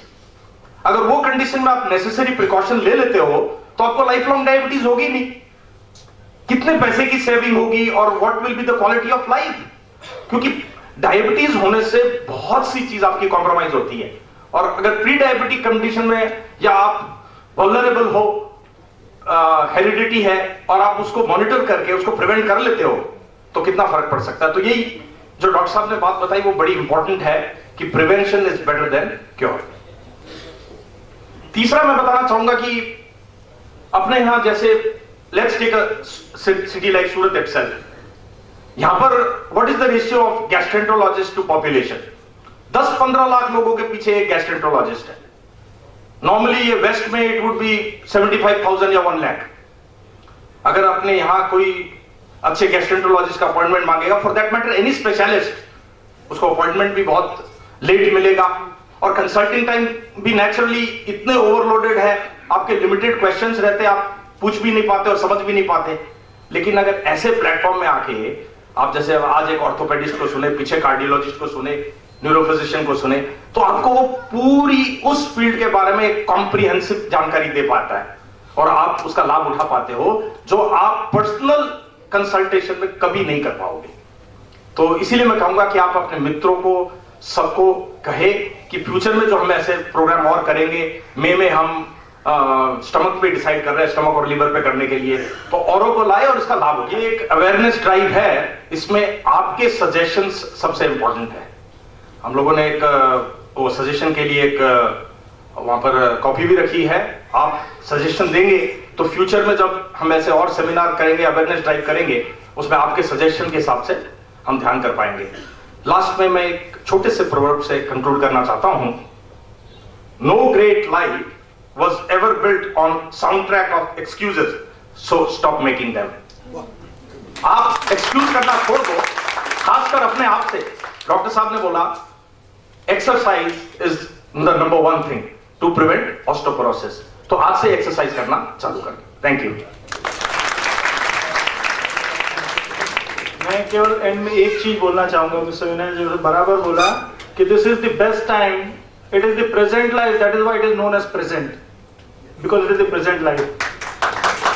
एक आदमी ने कहावत कही कि आजकल के बच्चे देखो, हम कितने अच्छे थे, हमारे माँ बाप को तो ध्यान ही नहीं देना पड़ा कि हम कब आते थे कब चले जाते थे, सब कहना मानते थे। आजकल के बच्चे देखो, पूरा दिन भर हम उनके पीछे निकल जाता है, सवेरे से रात तक उनके पीछे भागते रहते हैं, ट्यूशन कराना, ये करना। ऐसा एक न्यूज़पेपर में उन्होंने आर्टिकल देखा, फिर उसके नीचे लिखा था 2000 BC। सबको एक चीज और शेयर करना चाहूंगा। लास्ट वीक मैं डॉक्टर सुरवंती साहब के साथ बैठे थे, मैं और विनय भाई, तो ऐसे ही कैजुअल वे में बात निकल गई, डॉक्टर साहब अभी एवरेज क्या चल रहा है सूरत में नी रिप्लेसमेंट का। सो दैट डे सरप्राइजिंगली उन्होंने एक डाटा दिया था कि उस पर्टिकुलर डे 21 नी रिप्लेसमेंट सूरत में होते all together. 21 knee replacement in day, मतलब उससे हम लोगों ने ये एनालिसिस किया। तो ये अवेयरनेस सेमिनार करने के एक ही उद्देश्य है कि ये सब फैसिलिटी अपने पास सूरत में भी है, वी शुड बी कॉन्फिडेंट। इसके लिए मैंने इस बार विशेष रिक्वेस्ट करके आपटे अंकल को रोक के रखा था, उनके कहीं बाहर जाने का शेड्यूल था, तो उनसे बोला था कि आपकी प्रेजेंस चाहिए, क्योंकि डॉक्टर आपटे खुद बाहर गए हुए सेमिनार में, तो आप रहेंगे और उससे कॉन्फिडेंस बढ़ेगा।